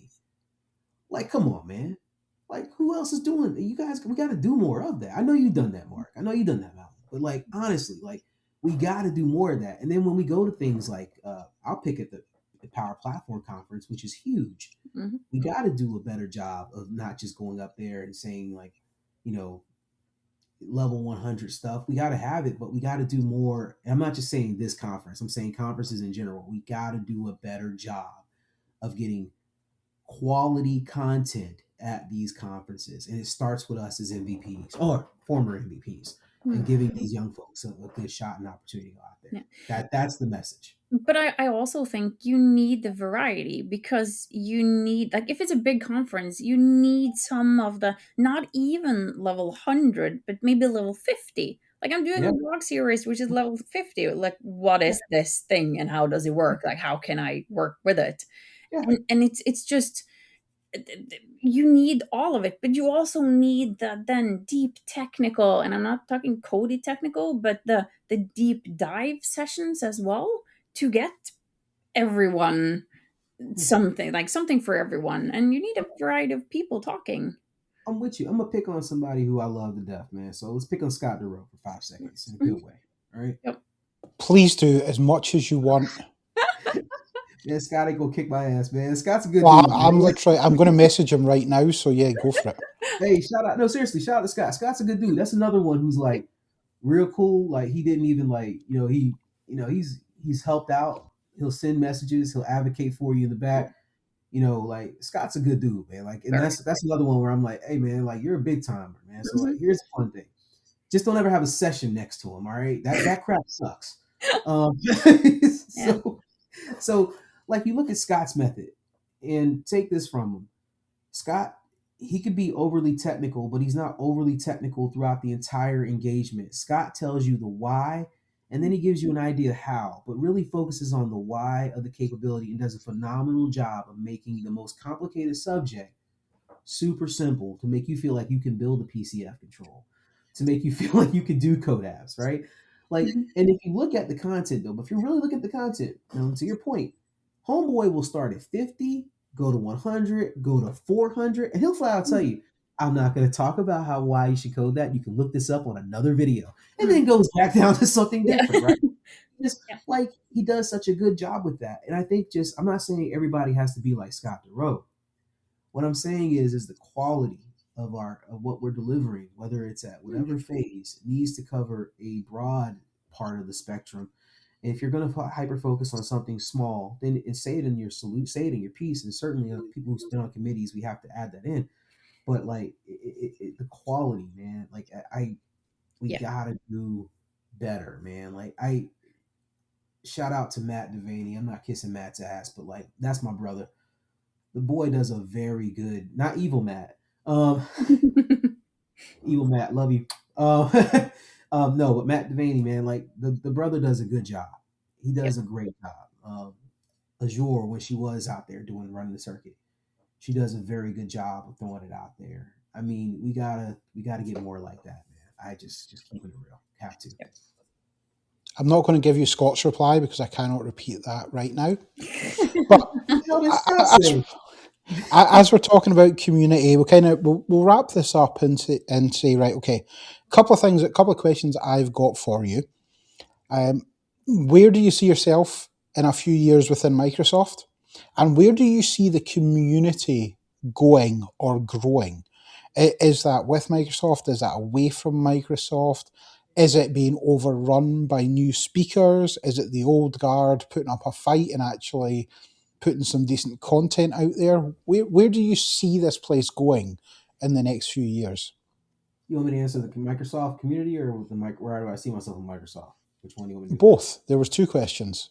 Keep Okay, up. love you too. I really do. Yeah, that's why I'm gonna bring my big ass over there. Um, just not in the winter, bro. Fuck you. Real talk. That ain't never happening. Um, but uh, you know, honestly, and if I've been nothing but open and honest to how I feel about things on this damn podcast because it's y'all, so no corporate will. I just honestly pray to God I have a job. I don't care what I'm doing because like you're not gonna take away um hustle, loyalty, and respect from me, man. Shout out to John Cena. You can't see. You're not gonna take that out of me, man. Like, I mean, I think what my father was focusing on were those qualities of who I am. So whether I'm cleaning floors to pay my way through firefighting school and college, whether I'm just glad to be where I am with this company. So if it's Microsoft, if it was at Congruent X, if it was at RSM, if it was at Hitachi, Accenture, I'm gonna be the dog and the helper and enabler that I've always been with customers. So I just hope I still have this job because I really thoroughly enjoy working with this company, man. Like, I mean, it's a great place to work. I get it. And I tell my boss all the time, there's 1,000 people out there who would take my job in a heartbeat. I don't want to screw this up, man. So I like it. I know there are going to be opportunities where I get reprimanded. That is what it is. That comes with the territory. But I just hope I still have a job, man. I love it. Um, and that's just me being open, humble, and honest, man. Like I was shocked that I got it, man. Like honestly, like I couldn't believe it. That's why I didn't tell a whole lot of So people, was man. I. Yeah. So let's talk about when you got this job, Will. So Okay. this whole podcast, Will has talked about how I'm a support. I've been there for him. I help him out. I'm a sounding board. I was afraid, dude. I was afraid I was gonna jinx it, and I was like, I didn't know what the hell. I didn't know if I should take it, man. Like honestly, like no, I'm gonna be 1,000% real, man. Um,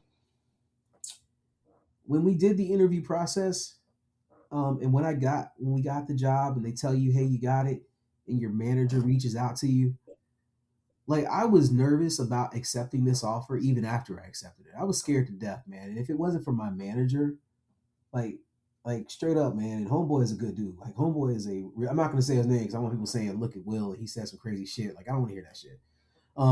They can say it anyway, and I'll probably get in trouble. But um, he's a very very good man, and he was like, look, this is the organization you want to work for.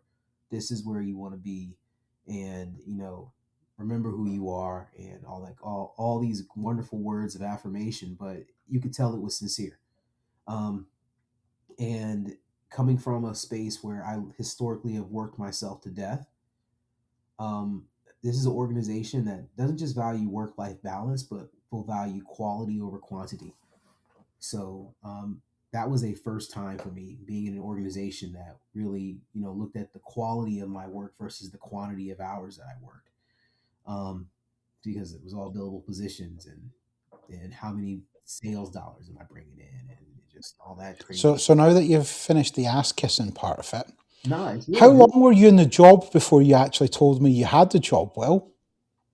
MF, I told you the minute Joker, I told you the minute I said, all right, I'm down, I'm cool, I accepted it. Like when I told my boss, like, and if he hears this, I'm probably in trouble, but like when he called me and he told me like, you're good, you got it, and I told him, dude, I'm scared to death, like a little girl. Like I was like, I'm scared, man. Like I'm genuinely afraid of this. And I never told another grown man that ever.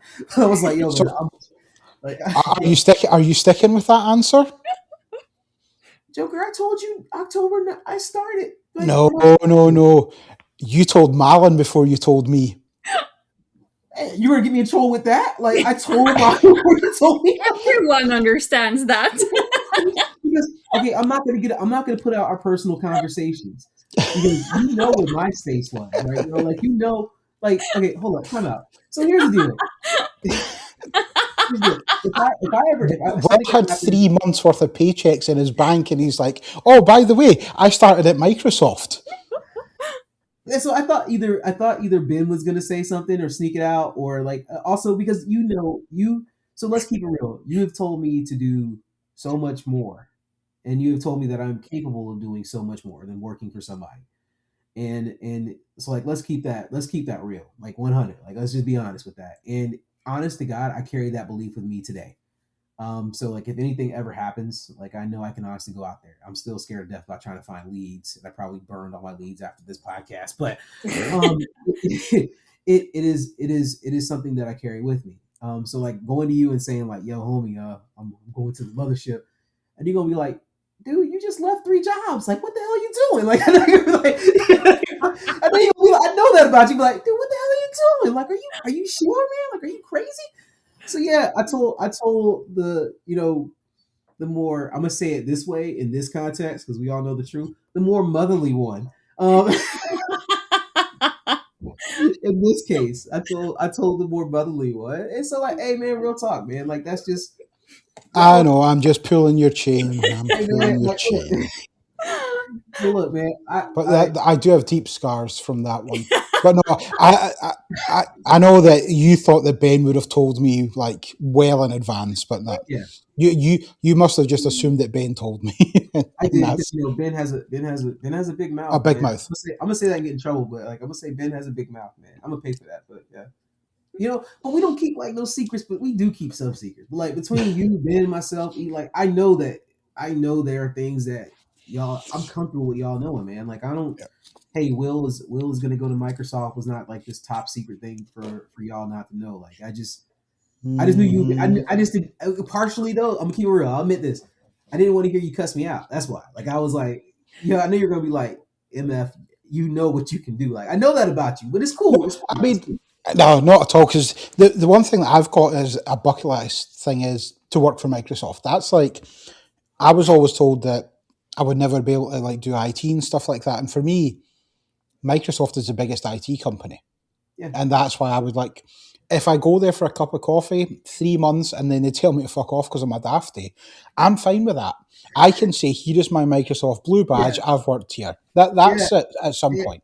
Hey, I'm with you on that, man. Like honestly, like I'm like, hey, look, guess what I did, right? Like I could tell, like I'm petty as hell. Like so, there, don't think for one second that there's not a person on my in my class. Like I've forgotten those I'm sorry, those people in my high school class that told me I was stupid or like hey, just because I outdid you on a test that the teacher felt bad for me and like I had better test scores than you. Like don't think for one goddamn second I had forgot about it. I'm not driven by those things, but I remember everything. It's just the curse of being smart. But and I'm not being haughty. I'm just being honest. Like, but like it is. I had a joker tell me like this shit. It still got to me. It did. You're not going to go to a real college. Well, I hope you enjoy being poor your entire life. I mean, there's only so. This is real talk. There's only so much, and I've never told people this. My brother knows about it, and my sister and my father, because like they told me I deal with it. But that's what they said, and they go, "There's only so much being black is going to give you opportunities." Mm. Now, there's a little bit of something about a 17-year-old Will. I didn't give a goddamn about my color. Like I didn't care. I didn't care who you were, or what you were. And I looked at that kid and I told him that's the stupidest shit I ever heard in my life. And I got a referral for saying the S word. Ran to the teacher and snitched on me, right? Mm. But don't think for one second I don't remember that, right? Or I'm looking forward to running into this guy. I mean, I don't lie, but I probably look to check up on him when I'm tonight. But like, don't think I'm not looking forward to it. Like it's a good feeling to be here and to be humble enough to be accepted into it, Mark. But real talk, who we are is who we are, and I just I just think there's so much more in life that we all gonna do. Like this is a great company, it's a great place to be, but I think it's the value is gonna be what we leave with our kids and what we do in the community. I'm just being honest. So where is the community going then? Is the last question to ask. All right, man, I'm not gonna be the get off my lawn. Back in our day, kids, Mark we used takes care of that, so it's okay. He's yeah, got right, grumpy old man. yeah, handsome grumpy old man. Yeah. uh, so no, like I, honestly, I am over. I'll be honest. Like the last 3 4 years, man, I got tired of shouting about diversity. I watched how it got hijacked. I watched how, and I mean hijacked in a negative way. I get tired of how like the politics in the states have ruined expressions like DEI. Like they made it like it's the worst thing on the planet. I am genuinely exhausted. But here's the deal: we have no other choice but to get better. Like the quality, like the Gen Zers, when we start giving them a shot. Like I know there's a bunch of YouTuber MVPs out there now. I'm not picking at them, but like I know we've talked about that. But like there are some scary non MVP quality people that are in our community that if we support them, like I genuinely feel like this community is going to be in a better spot. The people in our age bracket that are just getting drunk and doing stupid crap and getting in trouble, like that's always going to be there. That's a terrible representation. I mean, I understand shit happens, but like that's not what we are. I do see this being a safer and better place in the future. I don't think any other community, I don't think Cisco, Salesforce, Oracle's, I don't think any of them have such a diverse group of personalities and have a desire or appetite to grow as much as we do. I'll die on that mountain. I do think it'll get better, but it's gonna take like real talk, man. It's gonna take folks like us, as tired and as annoyed and as frustrated as we are with our current state. We're gonna take a little breather, but we're gonna have to come back and do one final big push. Like it has to happen, man. Like we got kids that are gonna come into this industry, man. There's no way in hell I'm gonna leave it like this. Like I'm not gonna tell my daughter who's at the age where she can start working at this. Like I don't want her in his current state. Like I wouldn't feel good walking away in his current state. Maybe 5 6 7 years from now, absolutely. But I do think she can work in it, but I would have a heavy influence on that. I know that sounds terrible. And my son and my daughter. But we got to put it in a better place. I do think it'll grow. I think it'll grow with Microsoft. I do think that right now the initiative for Microsoft is to kind of push our agentic experience because we're changing from a software company to an AI company. It has to. Once we kind Did of you just directly read that from one of your corporate shill no, slides? no, no, no, no, no, no. I'm being blunt. Like it's changed, and that was the Yeah, craziest thing. When I got here, I was like, I'm thinking we're selling software. No, we're selling it's AI and automation yeah, and solutions. And so, 100%. Yeah. but like once we get past like and that's a big shift for us. So like once they kind of like settle into this, because it's a big deal. Once we finally settle into this, then I think you'll start seeing Microsoft doing kind of more investments inside the community. Right now, we're trying to win a war. We're trying to win a match. I can't I can't say, hey, let's time out and worry about the community when we're trying to invest money. That doesn't make any No, sense. no, not at all. Like that's kind of where you kind of see a drawback from the love. Also, the political climate right now in the states. I mean, we gotta be very. I know we gotta be very, as professionals. And as like if you're a CEO of a company, you got to be careful. You have to be careful because this is what we decided to. This is how we're living. So you got to be careful. And so it's going to change. It's going to change. It will get better. Like I firmly believe that. Like I mean, we'll still have. And Mark, Malin, you guys have been doing this for long. Like we've always had the top layer surface people who are like, yeah, we're MVPs. Look at this. And then beneath that, we've had quality, hardcore rock stars that have held this Yep. community up, right? Like, You, let's keep it real. Those are the you don't people need to be a you don't need to be an MVP to be able to produce great content and give great sessions. you don't. You don't. Like, honestly, you really don't. Like I mean, look at the Nicholas Haydukes. I know he's an MVP, but like, if you ask Nick right now, would you if you lost it, what would you do? Nick would say something really slick and say like, "Yeah, I'm still gonna do what I do," right? Like he's gonna produce. Look at Nick Dolman. When Nick, came to Microsoft, lost his MVP, and then I mean, lost it because you can't be an MVP at Microsoft. He came out there. He was like, "Yeah, here we go, I got it." But the quality from Nick's content, did it ever change or become better because he got a badge or a number or anything? No, Nick was always Nick. So it's it's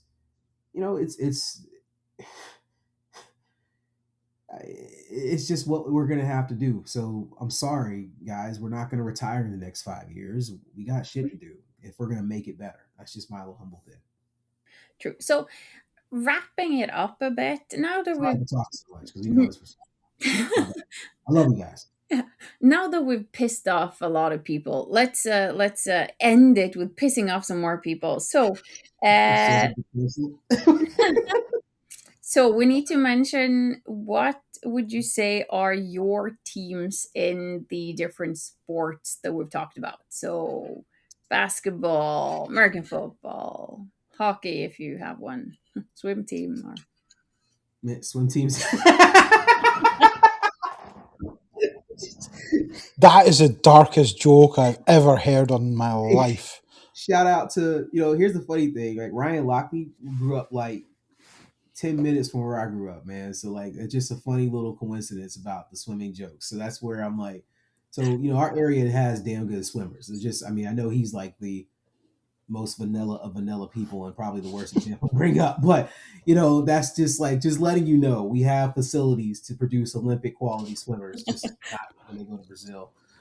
So Um, so sports team, basketball. If we're talking basketball, always have been, always will be a Miami Heat fan. I was a huge Chicago Bulls fan because I loved everything all day MJ. But when MJ left, I was like, I don't care. You guys are dead to me. On the West Coast, Scottie Pippen didn't keep you there, no? yeah, but we knew Scotty was gonna dip out anyway. Scotty was like, I'm going to Houston. I'm gonna go to the Blazers. I'm gonna do. Scotty was just traveling, man. So Scotty's a good dude. Scotty was though. I honestly think people think it's like number one then number two with that. I think Scotty was closer to number one in that area, but that's just my little 2 cents because Scotty was athletic and he was a freak of nature. Um, if we talk West Coast basketball all day, every day, the Lakers. But it's a tough time for us right now. I'm not huge on what's going on over there, so I'm not even gonna get into that. Football. I was a Cowboys fan, but I dropped off the bandwagon in 2012. I could not take no more of Tony Romo's stupidity. Sorry, Mark. I know you're gonna hate me. So I'm a Baltimore Ravens fan. So I jumped on that bandwagon a while back. Why not a Florida team? You've got 3 teams in Florida, do you not? I hate Tampa for what they did to Tony Dungy. There ain't no way in the world I'm ever going to root for the Dolphins because I can't stand Dan Marino. And I genuinely despise the owner of the Jacksonville Jaguars. So, Why? Okay, so I'm going to ask, is it for the reason I think it is? Yeah, because, right, okay. yeah. So you're never going to be a Fulham fan either then? Do they also own Fulham Football Club? I didn't know that. Really? Yeah. No, I guess I won't. Yeah. So they own Jacksonville Jaguars, they own All Elite Wrestling, and they own Fulham Football Club. Like I watch I watch AEW. There's one person I watch on AEW. That's the reason why I watch it. But when she leaves, I'm not watching it no more either. So, which one's that on AEW? Mercedes, man. Mercedes Moné, right? Okay, yeah. What you talking about, man? You gonna get me in trouble if my wife sees this? I'm gonna get in so much trouble. So edit that out. It's fine. I've got plenty of Drew Galloway pictures to send for her. It's all good. Oh, she's so happy about Drew right now. Like that's the only time I've seen my wife not blink. Right? Like so. When that Joker came out during the Thunderdome era, man, the music's playing. Like it's me, it's my dog, it's my son. We got popcorn. We're like, yeah, man, let's go, Drew. My wife comes around the corner and her jaw just drops. And I'm like, damn, maybe look at me like that. Like, what's up? You know what I mean? But, Big E didn't get on the TV and she didn't do that. No, she just stares. So, like, there's no Scottish Warriors. All the Scottish jokes, Mark, thank you. But, I mean, Mark looks the same way at Drew, so we're fine. Yeah, right. So, that's it. But, for football, I told you it was Baltimore. Soccer, as much as I tease, I mean, I got to root for Barcelona because my wife is going to kill me if I don't. That's hard to do. Very hard to do. What other sports? Man, I'm a Capitals fan. Oh. Capitals not a Kraken? We didn't tempt you with the Kraken, no? No, man, because I was in DC, man. Like, you know what? That's the funny thing. Like, I'm a Nats fan. I'm a Capitals fan. Like, because, like, honestly, DC is such a great sports town. Like I will never root for the Commanders because of my ties to the Cowboys, and plus like, I think Commanders fans are the worst fans on the planet. But when it comes to sports, man, their baseball teams and their hockey teams, man, it was such a genuinely fun time. I mean, I know that's like the most vanilla thing on the planet to say, but like if you haven't been to like opening day or been to a spring game like in Washington after being cooped up in the cold, it's a life-changing experience, man. It's great. It's a weird thing because I'm used to supporting my local team. So like I'm from Perth, so I would support the team in Perth. So I've always wondered because like American people based in America seem to either just support randoms, like yeah. So it confuses me, but I get it. I'll explain what happened with Orlando. So I was a Miami Heat fan, Orlando Magic fan because they were Florida teams, right? And I loved Orlando, right? Especially when we drafted Shaq. I was huge, man. Like I remember crying the night we traded Chris Webber for, during the draft night for Penny Hardaway. I was like, who is this skinny kid, daddy? Like I was crying. I remember you can't trade for C Webb, and I thought it was the greatest thing. I went to the games. I saw MJ play. I was huge. I had we had some. I think one year we went in with a group of friends for season tickets. Like huge Magic fan. Then they traded Shaq. Like the way they traded Shaq, I was pissed. I was like, that's the stupidest thing I've ever seen in my life. We get rid of Penny. And I'm like, we're never going to see the finals again. Then we get T-Mac. T-Mac, Tracy is a Florida boy, man. So Tracy was, I loved his game. Man, I love the man's game. We didn't utilize him to the best utility. Then we get rid of him. And I said at that point, when we got rid of T-Mac, I was like, I'm done. I can't root for Orlando. This franchise cursed. We get Dwight Howard. And so it's Lakers and it's Magic. And I'm like, there ain't no way in hell I'm gonna start rooting for the Magic when you're going against the Mamba, man. Like Kobe, that's my boy, man. So I was like, the one thing I'm sad about is we never got like a Cleveland, LA finals. I would have loved to see Prime Cove going at it with mid age LeBron. I would have loved to see that matchup. I just think it would have been Lakers in 6. So No, I mean the basketball. I've seen the Knicks at MSG. That was an interesting one. yeah, I don't really have an American team that I follow in basketball. I mean, we tried to go down all the Seattle teams, but obviously the Sonics aren't there anymore. I do have a Seattle Storm, the WNBA top, kicking downstairs, really, which is quite cool. Yeah. He's got all the But top for all the teams everywhere in the world. yeah, but you picked an American football team this year, didn't you? I did indeed. I had to go with the Vikings. Yeah. that's not, Never seen a Super Bowl. It's all good. you're never gonna ever see this. So like Dante Culpepper, he was from our area. He played at UCF here. So I rooted for the Vikings one year, a couple years, and my dad told me a long time ago they're cursed, man. You're never gonna see it, and I'll be damned if that man wasn't right. But I But mean, they're a great franchise, and the yeah. great people of Minnesota, man. They're great. I mean, they're Vikings, which is well Norwegian. Half the population of Minnesota are probably from Norway, and their team color is purple, which is the same color as my company. So it was kind of like, yeah, I should. I did see almost all season before picking a team. So it's like I just knew it wasn't gonna be the Cowboys because that's Mark's team and fuck them, and it wasn't gonna be well any of the Florida teams because you got Yeah, the beard. So it was kind of like well, maybe Seattle, probably Seattle, but then Vikings, yeah, we're weird. I'm yeah, weird. No, really, yeah. I'm weird.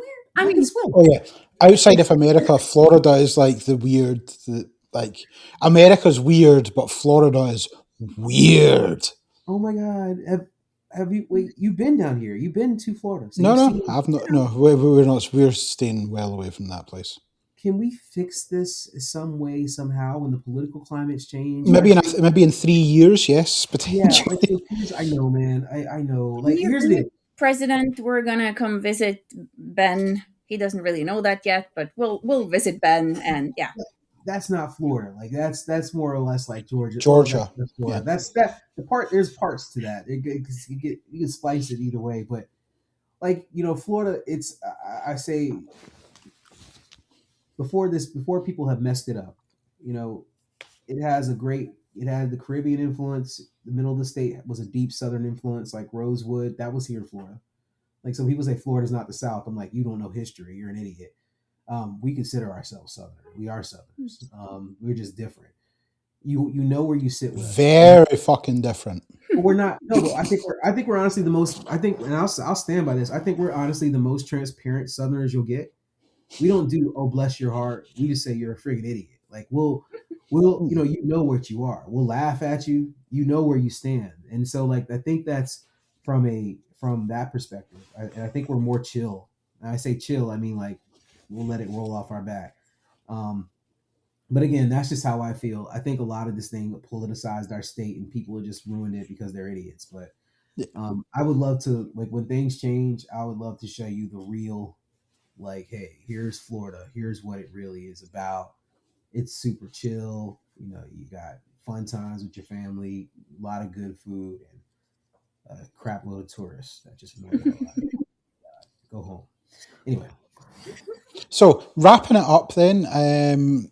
Well, where can people find you online if they want to abuse you anymore? never, because like now I'm gonna get in trouble, right? Like I Yeah, think 100%. if you want to find me, I'm at LinkedIn. I think that's probably the easiest way to find me. Just at LinkedIn. They go on Google and at LinkedIn and your name pops up. Well, what was your name on LinkedIn for people? Oh, you have to read the podcast notes in order to get that. So no, it's at Will McLendon. So William McLendon. So he's my full name. William McLendon, the first, second, third, or fourth? No, I didn't put my name in there. I didn't put. I No. have not. This is the first time I publicly acknowledged that I had a surname. So like I will not. Is that am I saying it right, or is it called surname? I'm sorry, it's the most American thing ever. Is it okay? Are you guys? Is it surname or no? Am I saying it right? Like, what the hell is that last thing at the end of it? Surname? Okay, cool. Or last name, if you ask Microsoft Dataverse. Right? Like, I just know it was a pain in the ass to actually have to write that out in kindergarten. Like, you have no idea how hard it is to spell William McLendon and then put a fourth at the end of it. And I would put the 4 and a TH, and then I get yelled at. Like, Miss Buford is dead and gone, but she was like, Miss Buford was like, baby, that's not your name. Like, that's how she was saying it. And I'm like, I don't care. Like, who gives a shit? So, like, my nickname, like, it's because of that. My nickname was Billy. Like, so you'll hear people call me Billy if, like, that means they know me since I was way beyond, like, young. Like, it's just what it was, man. So we search for Will McLendon on LinkedIn. Is that the only place you want to be found? Yeah, because I haven't spun up everything. I got to renew the thing with business rules. But, like, yeah, Will McLendon LinkedIn will work. Awesome. Well, is there anyone you would recommend we speak to on the podcast and upcoming episodes? Hey, man, you know what? Straight up, man, like, honestly, I've been disconnected for the last 6 months from the European side of the community. So if I forget anybody on the UK, on the European side, I am so sorry. My bad. I will do a lot better. But spice it up a little bit, man. Like some new people. You people, no. Grab some, like, talk to M, talk to Duke. I would say there's a whole rack of people. Talk to Azure. They don't have to be MVPs. They can be ex MVPs. I honestly think we should do, like, bluntly do a panel, man. Like, not the stupid dumb questions, but, like, kind of like a, I've been talking for 2 hours like a dumbass, but, like, kind of like a, no, that's cool. We will reach out. I say we're looking for you. You don't have to be an MVP. You don't have to be a Microsoft employee. It's being able to shine the light on everyone and anyone. Yeah. So kind of that's show good. The weird and quirky part of the community. Get all the weirdos on the podcast, and we started with the best one. So yeah. Damn, I'm a weirdo. Like, look, so that's not cool, man. Oh, get Franco on here. Franco thinks he's like goddamn Batman. You can't ever. Well, Troy Taylor is Batman, but, like, you can't ever find Franco. Like, Franco is like. Yeah. I'm teasing, but, like, real talk, man. Like, you could probably keep this in here for fun. Like, I've never seen Franco smile so much in my goddamn life in the last 6 to 7 months. So, I'm sorry if I get in trouble, but yeah. Get those kind of people on podcast. Yeah, Franco would be a good one. Franco's been around the community for a long time and helped a lot of people. So yeah, that could be one. So, well, thank you very much for your time. Cool. Thank you guys, man. Appreciate it, man. Much love, and thank you everything.